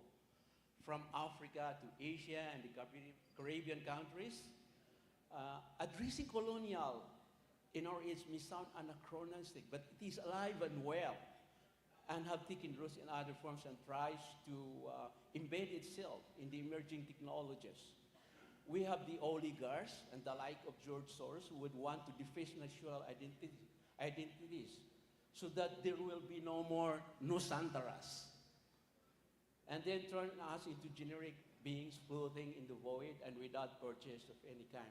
So ladies and gentlemen, it is my pleasure to introduce to you Lahan Paul Munuzka.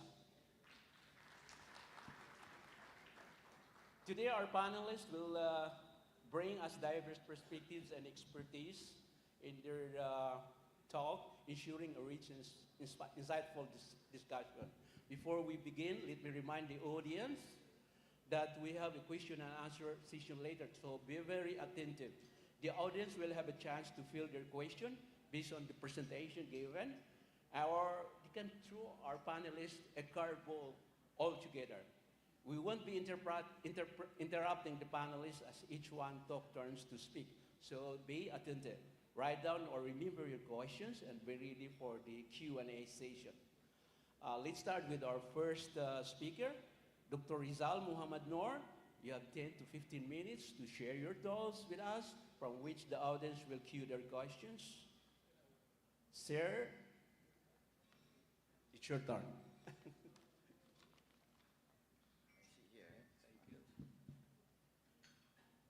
Assalamualaikum, everyone, and good morning.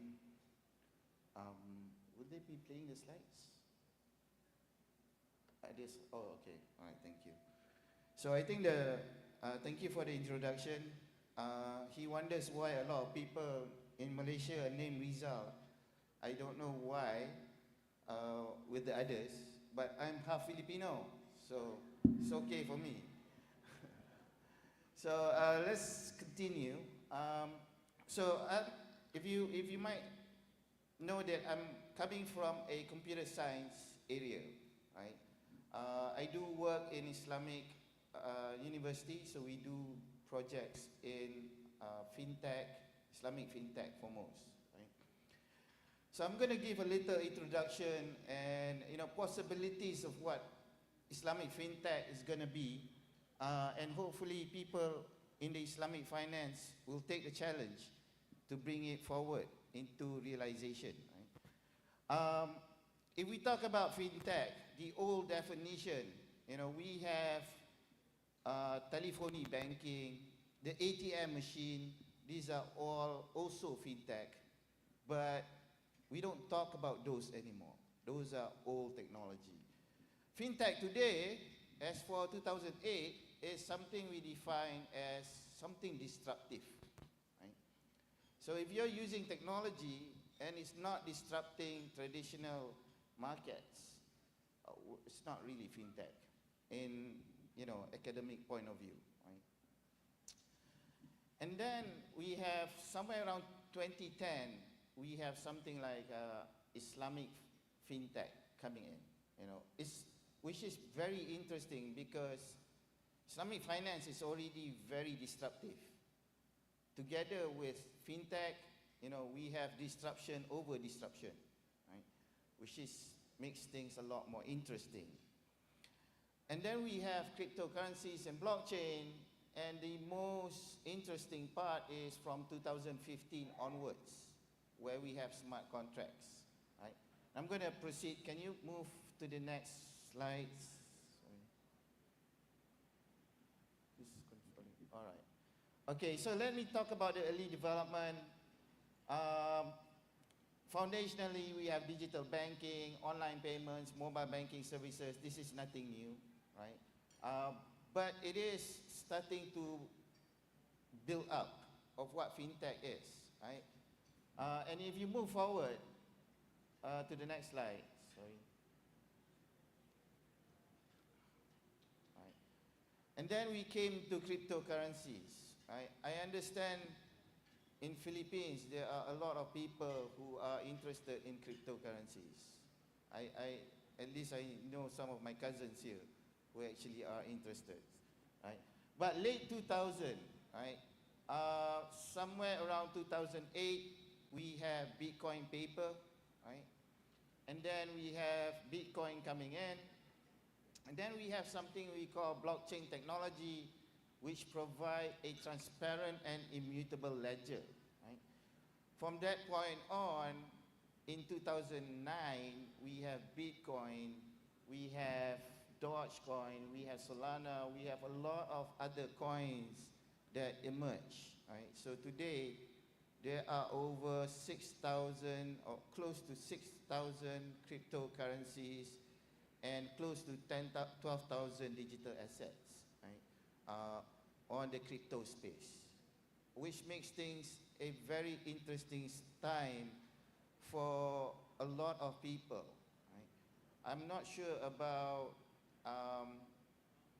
how we see the world today, but fiat currency is, on a lot of people's view, is deteriorating, right? There's a lot of problems with the current currency system. It's based on riba. It's based on some kind of manipulation, right? So cryptocurrency has become really interesting. Whether it's, and it's a global phenomenon, not only happening in Malaysia, but everywhere in the world, right? All right, can we move next?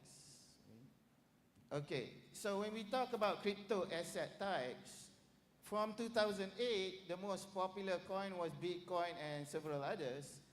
But as you can see today, there is many classification of crypto asset, right? Some are used as purely as a store of value, like Bitcoin, right? Some people consider Bitcoin is gold, right? The new digital gold. Or some people say it's better than gold, right? Some people argue with me. I just had an argument there with a Sharia expert, right? But, you know, there are people out there with this particular argument, right? That if you have gold, then you can carry, you know, if a war broke out here, you cannot run away with your gold, right? You'll hit the army sentry, right? Blockage, and they will take your gold. But if you have Bitcoin, you can run away with your Bitcoin, right? You can carry it to your grave, right? This is what they say, right? But there's a lot of tokens here, right? From exchanges tokens to tokens that act as utility, the tokens that have asset back, right? Whether it's real fiat currency like the USDT or security tokens, right? And even something to represent art, right? Something intangible, right? So there's a lot of art today that is classified as crypto assets, right? Now this becomes really interesting for a lot of Muslims, right? Because where do we sit in this new digital world, right? Can we move Sukuk into a security-based token, right? Or can we represent that as a liquidity token, right? So, and we have a lot of Islamic debt, or versions of Islamic debt, right? Then can we use it for smart contracts to represent certain Islamic contracts, right? And this has become a very interesting thing, right? It also falls under specific assets, right? Real world assets. For example, in the halal food production, right? How do we represent, you know, those tokens, those assets? And I think for a lot of, you know, a lot of Muslim countries like Malaysia, we are exploring, right? There are ideas of creating e-sukuk, digital crypto sukuk tokens. Halal industry is creating tokens to represent the flow of supply chain for halal food, right? And many other initiatives, right? Even for the loan for houses, right? To represent certain kind of borrowing contract, right? Okay, next, please. Um, but when we talk about fintech, it's not only about cryptocurrencies, it's also about data, right? And a lot of it is about data science and artificial intelligence. This has become a really big area as well, right? Where these things are combined to provide certain new products in Islamic finance, right? So there's a lot of research being done or products that are being created for regulatory advisors, right, or robo-advisors, right, for market trading, for example, or saving money, right, wealth management, right. So a lot of AI is being used in this area. Uh, One of the other interesting things that are happening as well is the use of, exploring the use of ChatGPT like engines, large language models, to advise bankers on Sharia compliancy, right? So in Malaysia, the banks actually receives a lot of application for a new product, right? And in most cases, it takes experts close to a few months, right? 2 weeks to a few months to comb through the documents, right? And we are using AI to kind of shorten that compliances. Right? Next, please. Sorry. And then in 2020, this is where the use of smart contract became quite interesting, right? We have virtual banking, we have cryptocurrency going mainstream, interest, and blockchain, right? So there's a lot of things. When we talk about smart contracts, right, it's actually a cryptocurrency contract that works on the blockchain, but it allows a peer-to-peer transaction to happen online, right, without any middleman, right? And this can be something as simple as just a digital wallet to all the way to decentralized autonomous society, right? So a lot of discussion has been happening and applications in Islamic finance, right? For recently, a lot of the grants being applied that I saw was to kind of decentralize zakat decision making or governance through the use of zakat governance token. Right? What if we can spread tokens for people to govern the issuance of zakat receivers? Right? And this has been something that in Malaysia there's a lot of research and also funding being given to explore in these areas. Right? We can talk a lot more about this. There's a lot of projects being done. Please, next, please. Sorry. Other projects is like regulatory focuses in InsurTech and regulatory tech, right? There are companies like Wahid that does wealth management, right? There are companies that does family wealth maintenance, right? But they're all online, right? So they're using AI and IoT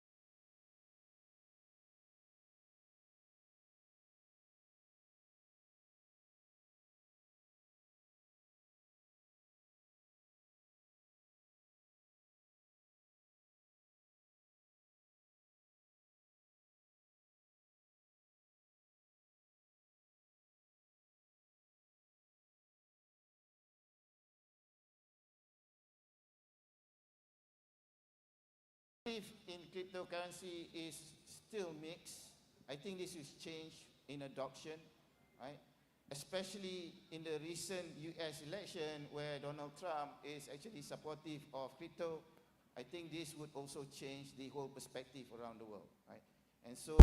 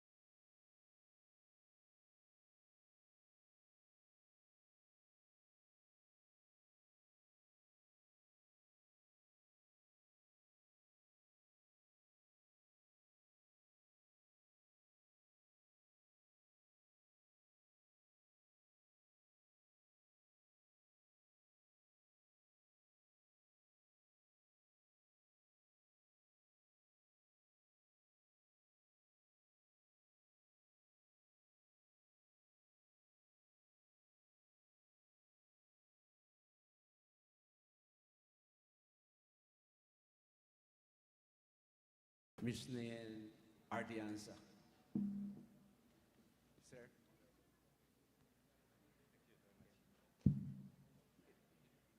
Okay.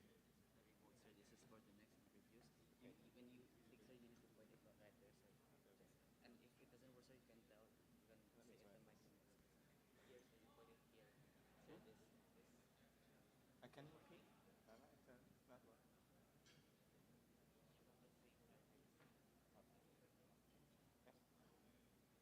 Is it working?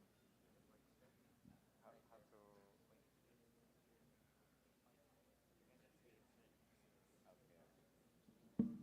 Okay, Bismillahirrahmanirrahim. Assalamualaikum warahmatullahi wabarakatuh. Alhamdulillah Rabbil Alamin. Thank you very much for the opportunity to be here. It's an honor for me. But I believe that you have a question about why who are standing here are different with the picture in the flyer. So I want to clarify, first of all, to the audience that my name is Dr. Gofur. I'm standing here representing our Dean, Professor Dr. Misnan Ardiansyah. I'm replacing him to be here to present his material this morning because due to the health condition of our Dean, he cannot join with us in the second plenary session. Why? You know that we flew on the Saturday morning from Yogyakarta, Indonesia at 10 p.m. in the morning at Saturday and just arrived in the Cagayan City Airport last night at 10 p.m.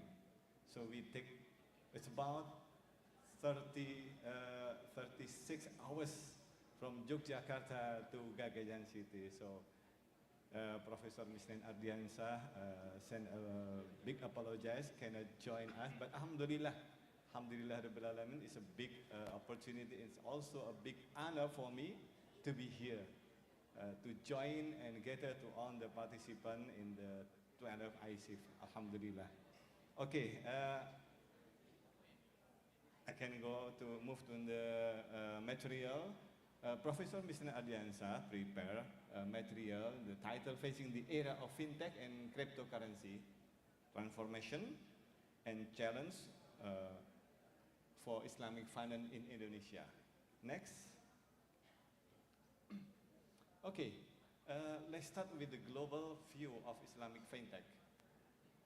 Year by year, the Islamic finance asset always growth until 2022, reaching more than 4.5 billion US dollar.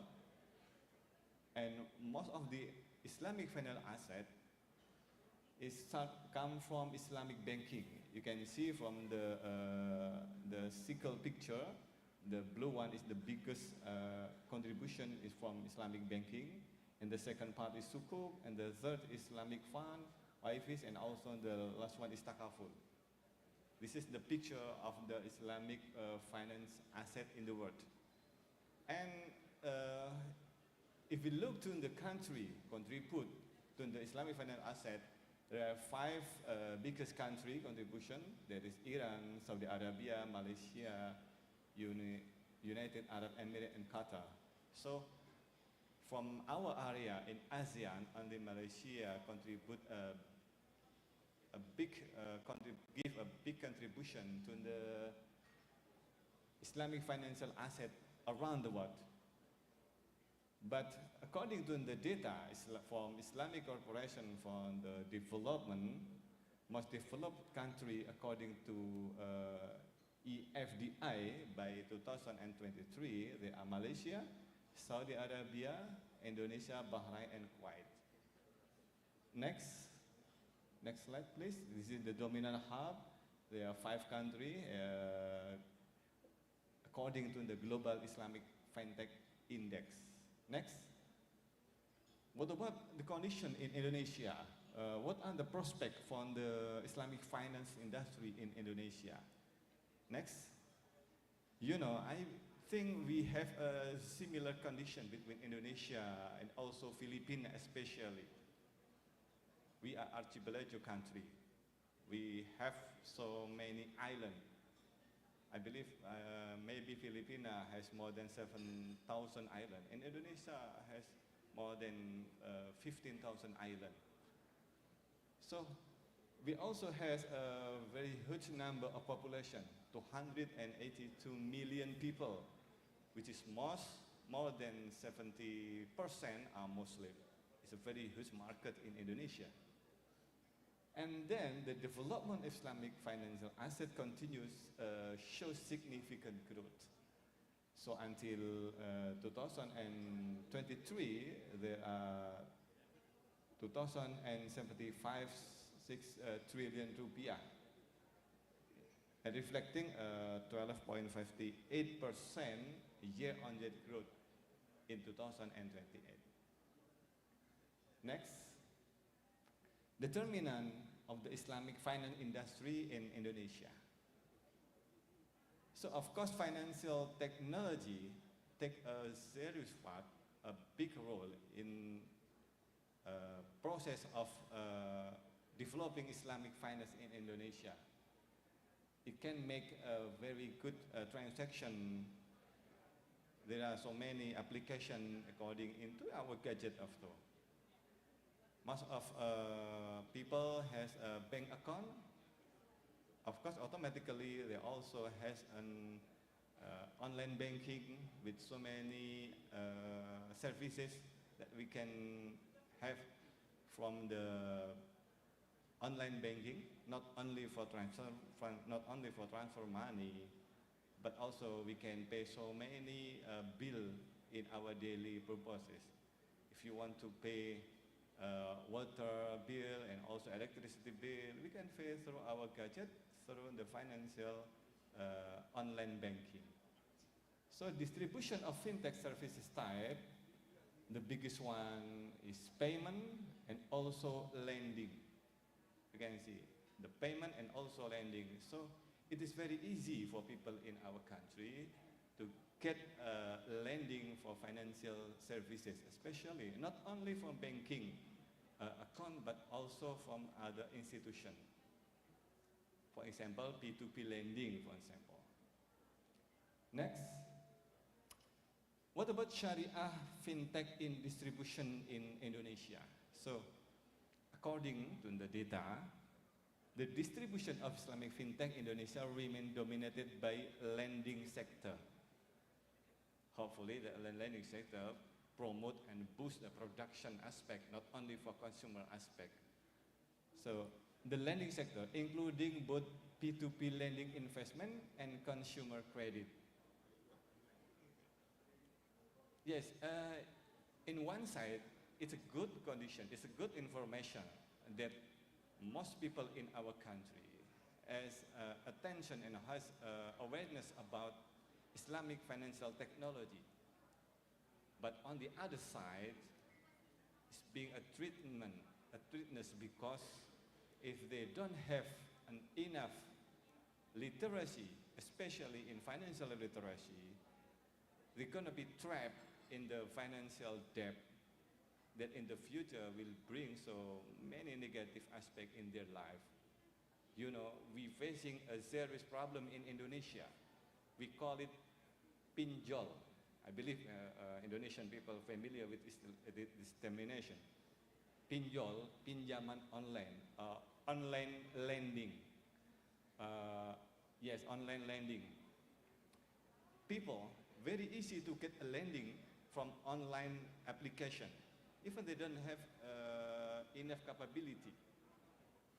They can get lending maybe for 10 million or 20 million. It is easy to get, but it is hard to pay back. So in the future, there are so many problems in the future when they cannot pay back the lending. And of course, the second one problem is facing in our country today is online gambling. I don't know in Malaysia is it a problem or not, but in our country today, it's a big issue in Indonesia about online gambling related to online lending, online financing. Next, what is the impact of financial technology on the Islamic finance industry? There are three aspects, the impact of financial technology. One, they are revolutioning access and inclusion, of course, as I mentioned earlier, and then enhancing efficiency and transparency. And the third one is driving product diversification. Next, this is the explanation about what three aspects I have mentioned. Next, okay, next. Sorry, moderator, I cannot see the time, what time I have. Okay, committee, maybe you can show the time I have remaining. Okay, next. What is the opportunity and challenge in developing financial technology in Indonesia? The first one is demand and the market. Next. The opportunity, we have a huge population in Indonesia, but the challenge is the current look of digital economic capability to respond demand in the market, and also the financial literacy among the people. Are they ready to face the advantage of technology in the financial aspect, in the financial sector? Maybe they can use it to get lending very easily, but they cannot think more about how to repay back in the future. You know, so many criminal action is impacted by the financial lending based on the online. It's mean that because they can easily get lending from the online application, but in the future, they cannot repay back to the lender. So it makes a lot of complication in the people. Next. production, it become opportunity and also a challenge in our country. Okay, next. Okay, next. And then what about cryptocurrency? Previous speaker has mentioned, explained us about the cryptocurrency. I just want to notice a little information about the developing of cryptocurrency in Indonesia. Next. Yes, year by year, the transaction of cryptocurrency is always getting rise significantly. Next. But actually, in Indonesia, it still become a elite issue, or only a few of Indonesian people aware of cryptocurrency. Maybe especially for educated person, high educated person, not in the low or middle educated person. Next. Can cryptocurrency be used as mean of payment in Indonesia? Yes, but according to our government, especially from Bank of Indonesia, they are very prudent and will really prohibit a payment system services provider. You know, as Dr. Rizal mentioned earlier, that is quite complexity in the cryptocurrency, and he make illustration like a gold. If we have a gold, it is a real asset. But what is cryptocurrency? What is the real asset of cryptocurrency? It's become controversy in Indonesia, including the fatwa from our Majelis Ulama in Indonesia, Ulama Board of Indonesia, and also controversy in Indonesia. The fatwa is not only come from Indonesian Board of Ulama, but also fatwa can come from the Muslim organization. We have two biggest Muslim organization in Indonesia, that is Nahdlatul Ulama and also Muhammadiyah, and both of Muslim organization has opinion that cryptocurrency bring a lot of uncertainty and bring a lot of unclarity. So the potency of negative impact is bigger than the positive impact. So they suggest that cryptocurrency is not allowed convey to Islamic law. So according to the opinion, according to the fatwa of Muslim or ulama both in Indonesia and also from both organization, Muslim organization, Muhammadiyah and Nahdlatul Ulama, many investor in Indonesia so try to not getting involved in the transaction of cryptocurrency. Only a few investor trading the cryptocurrency. Because I think maybe Indonesia is so conservative investor, so try to not to take a high risk in the cryptocurrency, but they try to avoid the high risk of cryptocurrency. Next. Okay, next. Okay, cryptocurrency asset in Islamic perspective, and next you can go. Okay. So if cryptocurrency do not have a legal basis for operation, this is the problem. This is some of the discussion in our country. The party issuing the cryptocurrency is unknown, unclear. Who is issue of the cryptocurrency? And then cryptocurrency do not have the power of authority government to back them. If we hold the gold on the stock or obligation, of course it is clear that who will the authority or government to back them. But from the cryptocurrency, who is behind it? Cryptocurrency price movement are very volatile. It is very volatile, so it looks like highly speculative. In Islam, of course, our religion try to prohibit transaction with a high volatility. not only riba, but also high speculation.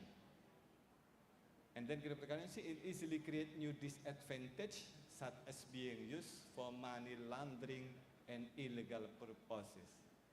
This is a very deep thought from our ulama, that we have to avoid so many negative impacts. So they think that cryptocurrency will bring a more negative impact than a positive impact to our life. Next, okay, we can go further. Next, yes, to the last slide. Next. Okay, based on the fact about cryptocurrency, I think in Indonesia, cryptocurrency has a low growth and also a low transaction in Indonesia due to maybe the fatwa of the ulama and also Muslim organization. But I don't know, maybe in the future, when cryptocurrency system can be made better again, maybe in the future it has a good potency than the condition of this era. I think this is my presentation, replacing and representing Professor Misna Alshiansa. Thank you very much. Assalamualaikum warahmatullahi wabarakatuh.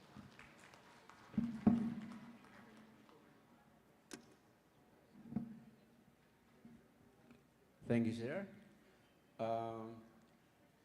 Our next speaker is from the Bangko Sentral ng Pilipinas. We will hear for 15 minutes, ma'am. You can start now. Thank you. Can I have the slides up, please?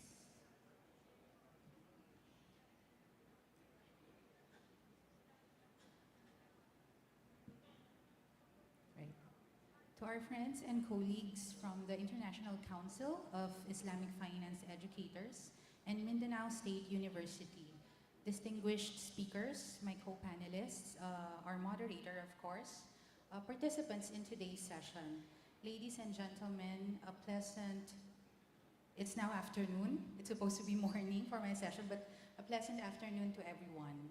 So on behalf of the Bangko Sentral ng Pilipinas, thank you for the invitation, and I am honored to be speaking before you today to share the BSP's views on fintech and cryptocurrencies, and our approach in striking the right balance between ensuring the safety and soundness of the financial system and nurturing the creativity and innovation in today's digital financial landscape. But before I formally begin my presentation, can I please ask everyone to stand up? I know most of us are probably hungry, but if you can just stand up for a bit and do some exercise. So if you have at least one electronic money wallet, may I ask you to please sit down? An e-money wallet, if you have at least one, please sit down.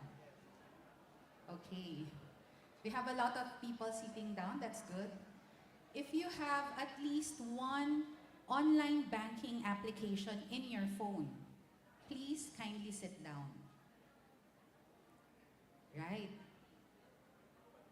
So I was supposed to have a last question, but I guess everybody's seated down. My last question is actually, if you have a crypto wallet or a virtual asset wallet, I was supposed to ask you to sit down also, but I guess everybody's seated down. So please give yourself a pat on the back because you are actively contributing to the financial inclusion agenda of the financial ecosystem, not only here in the Philippines, but in your respective countries and jurisdictions. Thank you for participating in that very short exercise. So let me now go to my presentation and share with you that in the recent years, especially post-pandemic, next slide please, we've seen an increase in digital adoption of banks, as evidenced by our mini exercise. So as of June of this year, we've seen 137 banks in the Philippines offering electronic banking services. And 61 FIs or financial institutions have already the digital onboarding capabilities, or what we call the electronic Know Your Customer, or EKYC. What we've also seen is a very good demonstration of digital banking and online payments in the country. In 2023, digital payments accounted for 42% of total payment transactions, marking an 11.8% increase from the same period in 2021. So this uptrend shows the growing inclination of the public towards embracing emerging technologies for their financial transactions.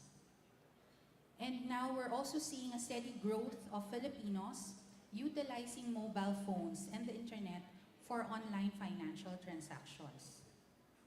We've seen that amidst all these increasing preference for online transactions, the percentage of users engaging in online financial transactions, there is still a significant portion of the market that remains unbanked despite having access to mobile phones.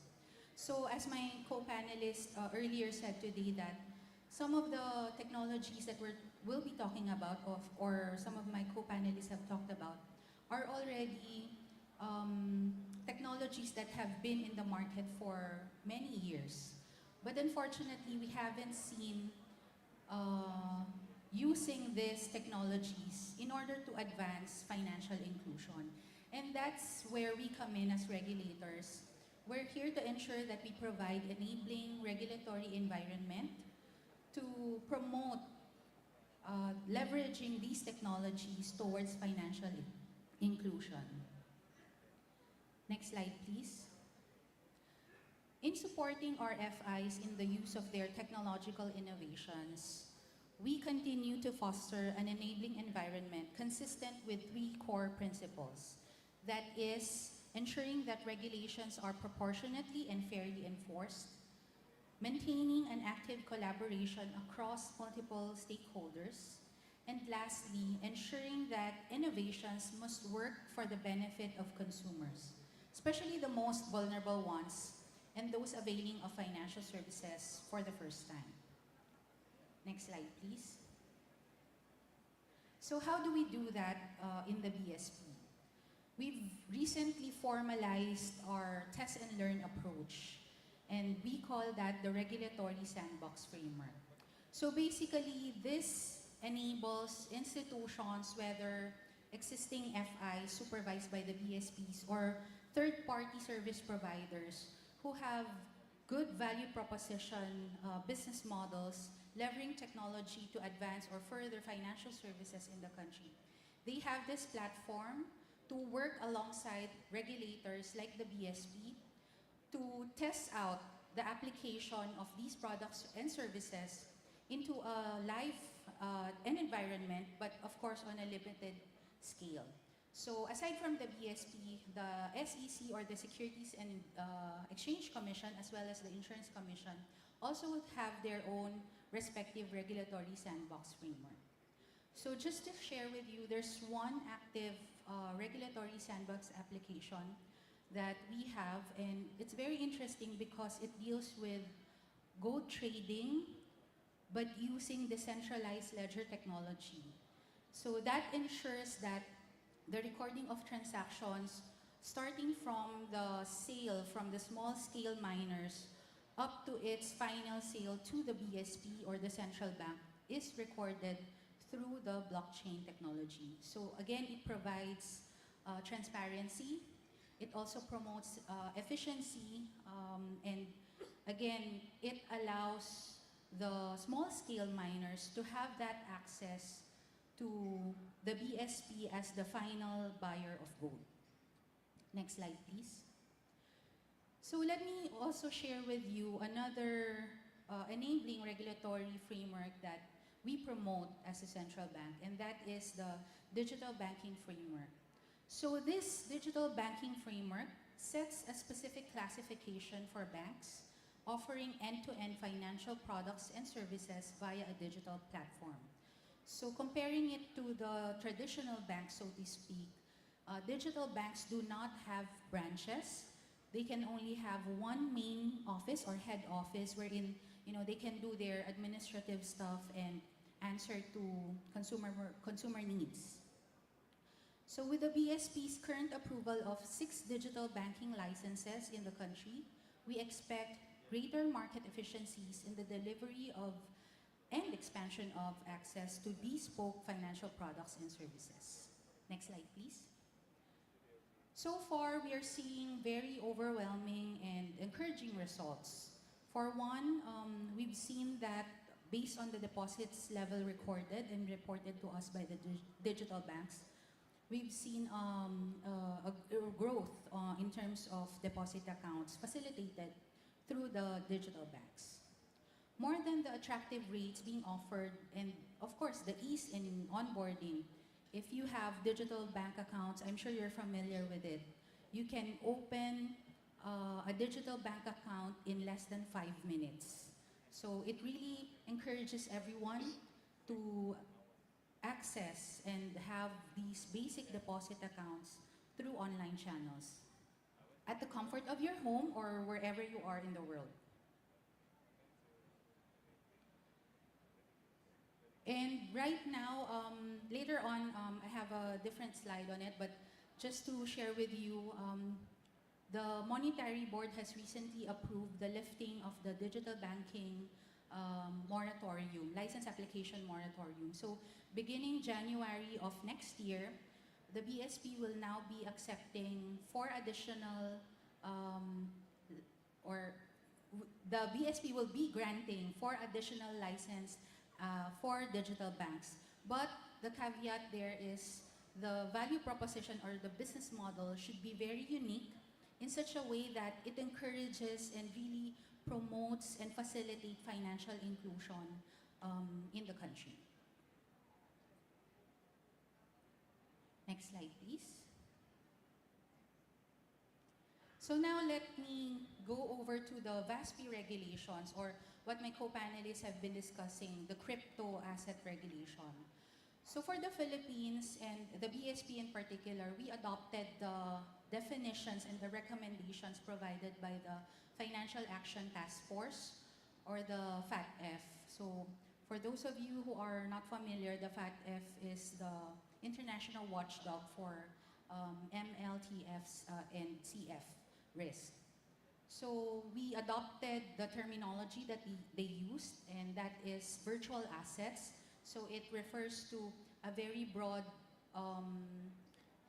category or classification of these types of assets. So we have the very famous cryptocurrencies as we know it, like the bitcoins, etc. And then we also have the stable coins. So for stable coins, in a way, they're saying that they are more stable because they are backed by real world assets. But we have to be careful also, especially for those who are really trying trying these types of services and dabbling into these types of assets. There are stable coins that are truly backed by fiat currency, such as US dollars. Even some, we have a regulatory sandbox application that deals with stable coin that is backed by Philippine peso. But we have to be careful with those stable coins that when you look at the white paper or when you read the white paper, the asset that they're using to back those stable coins are cryptocurrencies also, or some are even using what they call algorithmic-based stable coins. So for those types of stable coins, again, it brings you back to the issues and concerns related to cryptocurrencies, because you don't know where the value is being derived. How does pricing, how is pricing being determined for those types of assets? Next slide, please. So as of our latest inventory, as of October 1 of this year, we have 14 total virtual asset service providers, or VASPs. And if you can see, there are those considered or tagged as inactive or non-operational, because for some, they have just recently received the license and they are yet to operate. And I can also share with you that in the past couple of months, I think, if not the past year, we've revoked or canceled certain number of VASP licenses. And that is the result of our supervision activities, because we look at the way they do their business, similar to how we regulate banks and other FIs. So we proportionately apply those supervisory frameworks and also apply that to our licensed VASP, because they also have to adhere to those regulatory requirements, such as on prudential capital, risk management capabilities, among others. Next slide, please. So this is basically our supervisory framework for virtual asset service providers. At the core of it all is the importance of corporate governance and risk management. If some of you have heard the very big issue on one cryptocurrency company, FTX, the major issue is really on corporate governance. So it's not really on the technical capabilities, cybersecurity concerns, etc. The underlying or the root cause of all of their problems and their eventual downfall is really on the lack of strong corporate governance. Next slide, please. So now, let me shift my presentation and share with you some of the recent initiatives that we have on artificial intelligence. Again, AI, the solutions in relation to AI and ML, or machine learning, these are not really very new, but we're seeing a lot of it right now, because at this point in time, companies have already collected a lot of data, and you can only work on AI solutions and ML solutions if you have a lot of data. So they're now coming up with a lot of services because they're able to build on these data that they have collected over the years. So for the BSP, our concern is, of course, for our financial institutions or regulated entities, how are they using these AI applications? Next slide, please. I think it was shared earlier that for Islamic finance, Islamic banking and all, the core principle there is ethical finance. I think it was shared by one of the speakers in the earlier session. But for us as technology risk supervisors, our core principle here is the promotion of responsible innovation. So in the banking sector, based on our latest surveillance and monitoring, we've seen that a lot of our institutions are using AI for identity verification and management. That's, of course, a perfect example is the digital onboarding, or the EKYC. They also have hyper-personalization, fraud detection, of course, and AML-CTF compliance. Next slide, please. Now, these are the very basic and general opportunities and challenges that we've observed, not only here in the Philippines but globally. These are not specific actually to the financial services sector, but these are the broader and more general opportunities and challenges observed with regard to the use of AI and ML. Next slide, please. Now, I'm down to my last 3 slides. So, on the other side of all these digitalization initiatives, we have 3 major concerns. And one is on cybersecurity. Next one is on consumer protection. And the last one is on regulatory arbitrage. So let me start off with cybersecurity. For the Philippines, we have recently launched the Financial Services Cyber Resilience Plan. And this is actually being spearheaded by the BSP or the Bangko Sentral as the designated CERT or Computer Emergency Response Team sector lead for the financial services sector. So we try to bring in all the different stakeholders and come up with a cyber resilience plan that will ensure and promote not only cybersecurity but cyber resilience in the country. Next is the use of a SupTech tool, and that is for us as regulators. So we're leveraging technology also in enhancing our cybersecurity supervision activities. So this is a SupTech tool that allows us to have enhanced and increased monitoring of cybersecurity incidents in the country. Lastly is the Anti-Financial Account Scamming Law, which was recently enacted in the country. So this provides enforcement agencies here in the Philippines to go after fraudsters, including those that serve as money mules and facilitate the illicit transfer of funds and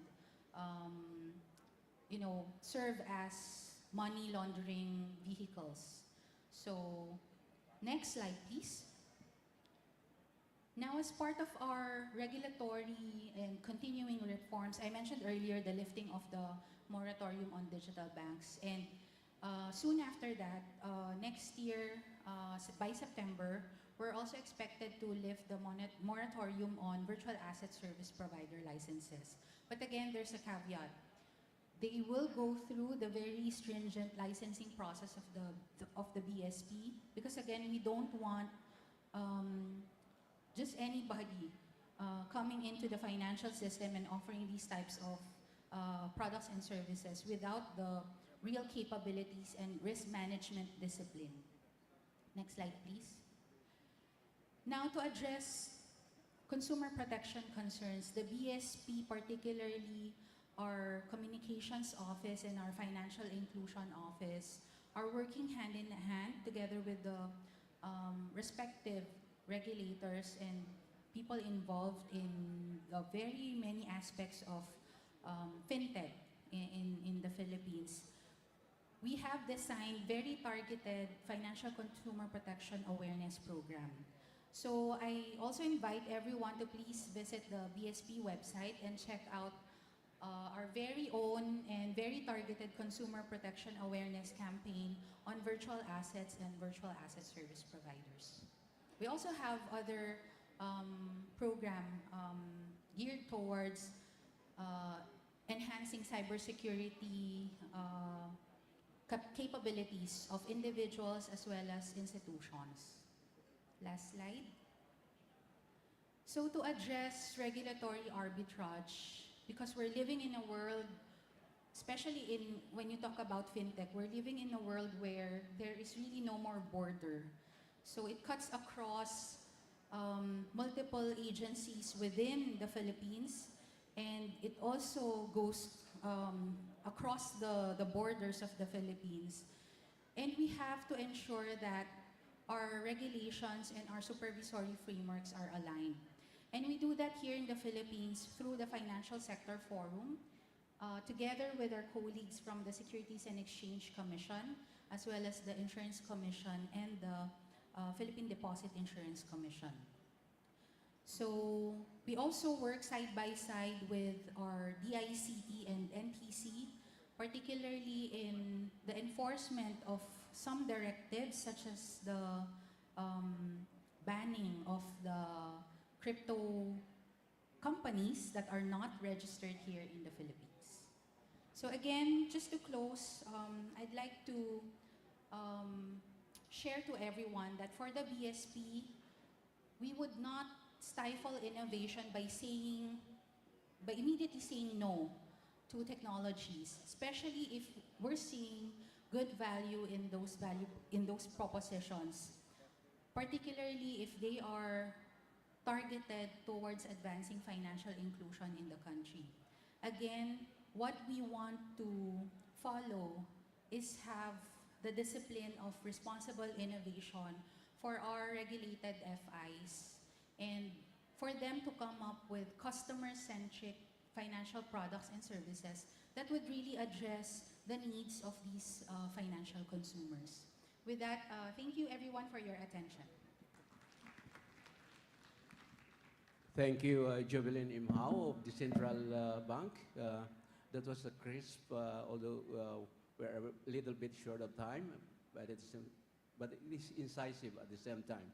Now, our final speaker today will be speaking for the tokens, for the welfare of humanity itself, and the indigenous ways in which new technologies can be leveraged in protecting the rights of the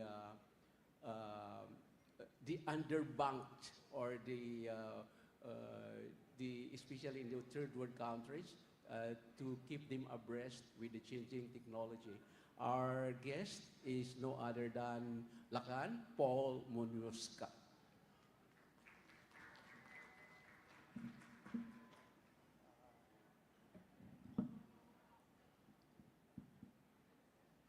Good morning. So our structure is we are a family office based in the EU, in France. Since I think 2010, we have been looking at a very focused area of investment, which is what you call technological singularity. So whatever we do is focused on whether it addresses singularity. Can you go to the next slide, please? For those of you who don't understand what technological singularity is at that point where artificial intelligence meets humanity and AI overtakes humanity and controls it. That is already happening today. Okay? So we look at things in a totally different perspective. We don't care about cryptocurrencies, but if it's a good financial instrument, we will look at it. We don't care about whether this type of AI works or not, because at the end of the day, it's community use, which is the basis of any form of AI. We don't care if there's so many experts in this world which says this and that, but if you don't have any form of capability when it comes to assets, community use, together with any form of listings, which can monetize whatever you have, then there's nothing much to talk about. Technological singularity also is going to gravely affect the current monetary system. So we look at it differently. The current monetary system, sad to say, does not fall in line with what can happen beyond artificial general intelligence, which is part of technological singularity. Can you go to the next slide, please? If you look at how we look at our thought leadership, we are beyond the narrow and generative AGI. We're moving into super intelligent AI and maybe sentient AI. Of course, when you read it in the media, they're saying none of this is happening, which is totally untrue. And so we don't base what we do on just technology. We base it on world events. Things that we can see clearly in our eyes and our brain absorbs it. It doesn't reject it. When you look at generative AI, and a lot of you have read about that, generative AI is not the challenge in the next 100 years. You don't put an investment for 25 years nowadays. Most of our investments are based everywhere else, although I've spent a lot of my life overseas, more than 20 years, but I am Filipino, and I did come back to play a role in where it is today. So the challenge is not AGI, because that's just data-driven. The challenge is beyond AGI. What can happen when these machine learning modules are able now to reason out, are able to articulate, are able to think And that is already happening now. Can you go to the next slide, please? So what happens beyond AGI? There is a word they call decentralization. Decentralization beyond whatever systems we have today. And that is already a reality when you have political wins which actually need to pay debts. The current monetary system is based on interest payments and debts, which is definitely not valid anymore in this part, any part of the world. The Philippines adapts what the US adapts. It has never been in the history in the Philippines that you create or be inclusive of a monetary system which benefits everyone else. There's never been a case, not historically. So decentralization is going to happen. When that happens, you have a very natural resource-rich area like Mindanao or the Bangsamoro, which are going to become what you call a resource-based economy, which means it will use technology in whatever form to peg its ground assets, physical assets, so that it can be tradable by its own people directly. It will not pass through the Bank of International Settlements. It will not pass through any other country, because if you understand what generative AI beyond that goes, no government controls the financial system. And that's the reality. That is a reality. After that, far below that, you need to take care of the identity protection, because Mindanao is the seat of our cultural identity. Every else in the Philippines has sold itself to the devil. Never mind that. But Mindanao is the seat of our cultural identity.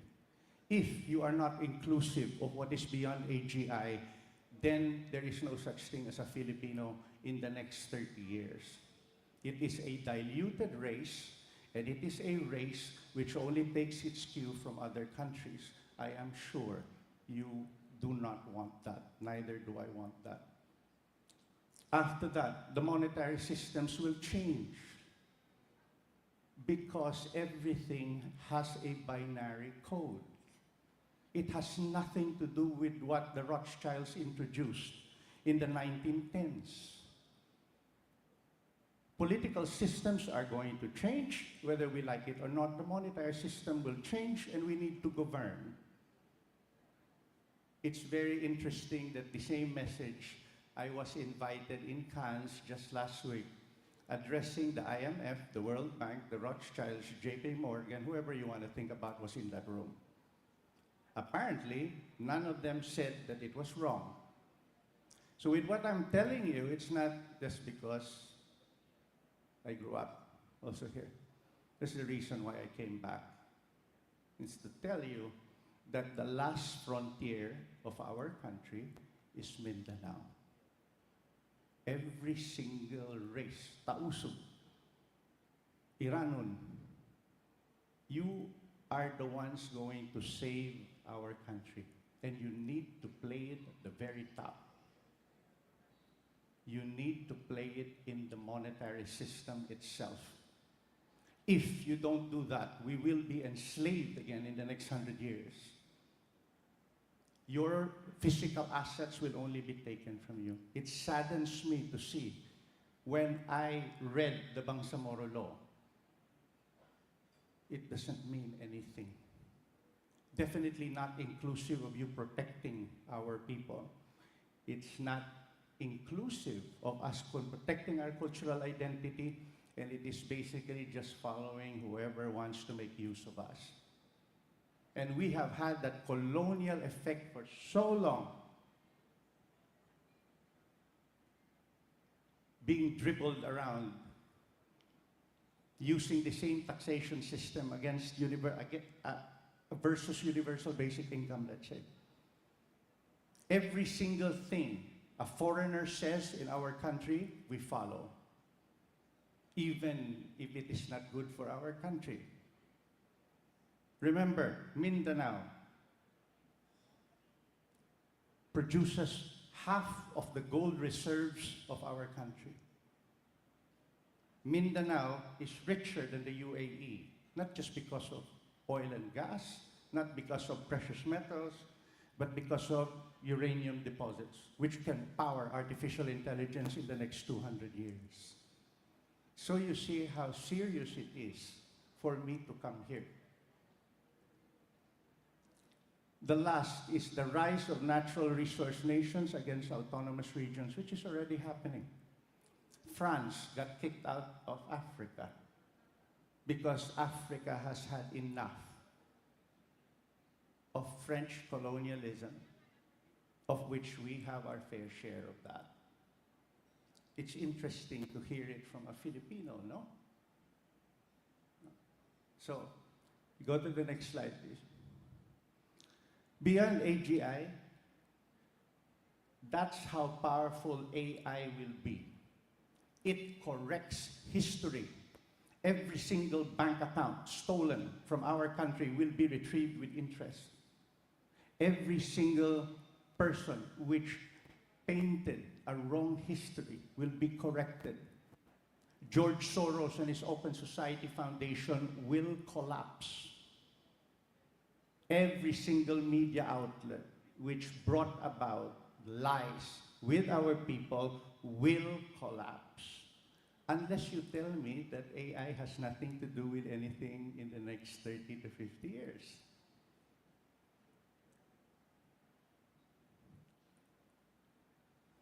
Beyond AGI, the first thing which needs to be done is the cultural aspects will be protected and a formidable military will rise from Mindanao. Why? Because it is Mindanao which has the Filipino fighting spirit. No other province in our 48 provinces in our country will fight like the people of Mindanao. Bar none. The second one, natural resources will create large-cap sovereign funds. Isn't that very nice to hear? What is 70 billion pesos a year being transmitted by the national government when you can have $4 trillion of liquid assets in the next 25 years? Mindanao controlling that. So you see why we are you are the beacon of hope for the Filipinos. The next one, residents and citizens will have economic stability via universal basic income. That's not a new concept. That has been there since the time of Martin Luther King all the way to Stephen Hawking, now to Elon Musk. UBI is not communism. UBI is a subsidy to ensure world peace.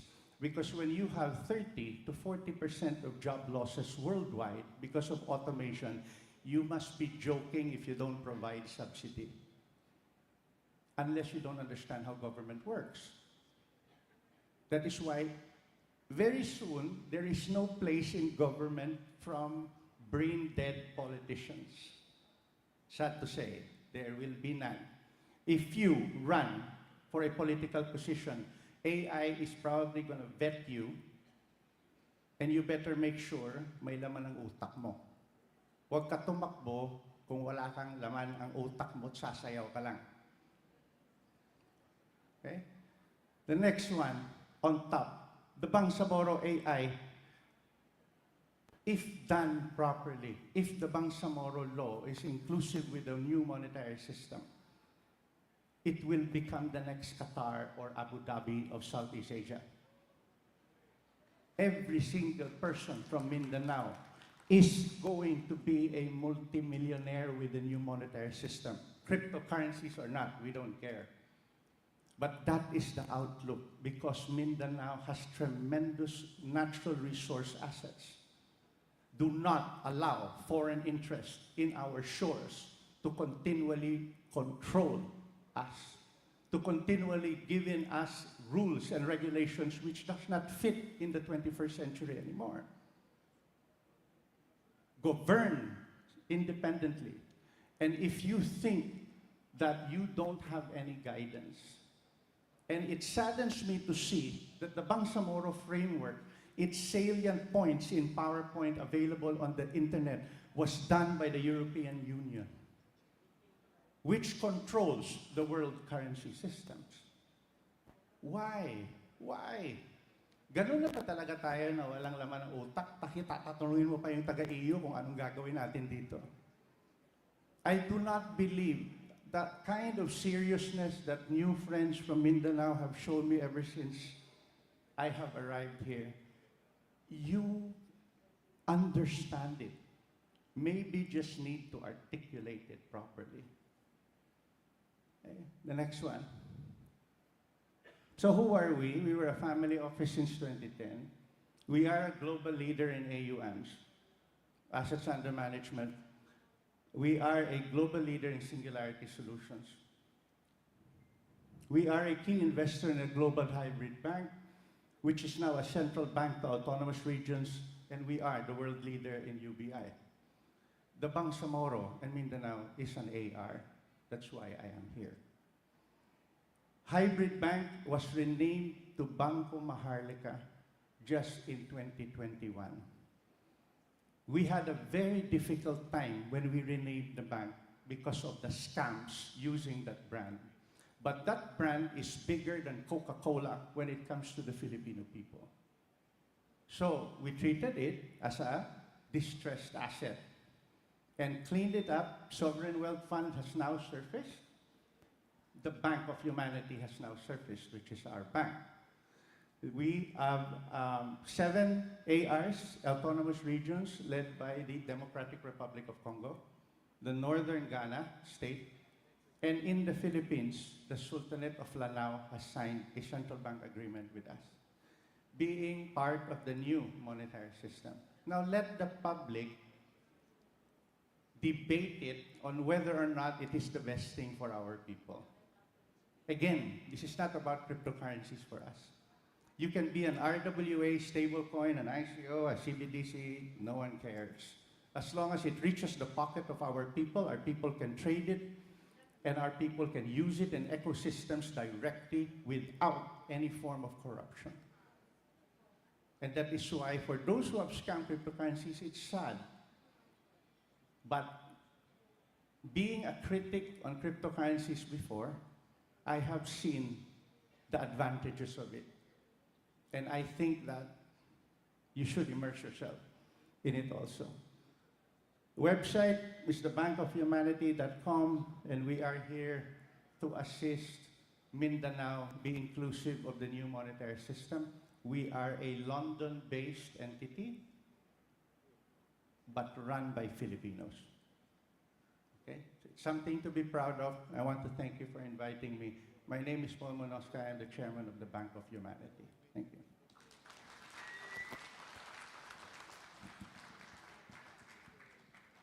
Thank you, Lakan Paul. I have failed to mention that although Paul Munosca is holding a Philippine passport, this is his first time to come to Cagayan de Oro. Okay, now,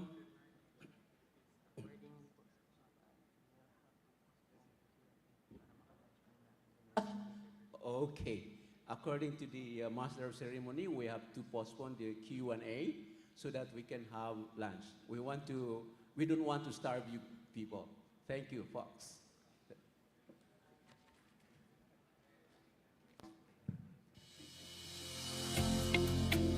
Yes. Thank you so much, our plenary speakers. Later on, we will have to recall your presence to the stage for the Q&A session for plenary 2. For everyone who are here with us, participating in our event today, you are now being instructed to please proceed to the right edge of this hall for the launch. So pwede pong, every one of us may now proceed to the right edge to fetch up yourselves your lunch. To anyone who would like to also make use of a prayer break, you may as well proceed on the prayer rooms in front of the elevator outside. So ladies and gentlemen, once again, for those who wish to do their prayer, you may proceed outside in front of the elevators to look at and see the prayer venues. Thank you so much. So ladies and gentlemen, we'll be back right after the lunch as well as the prayer break.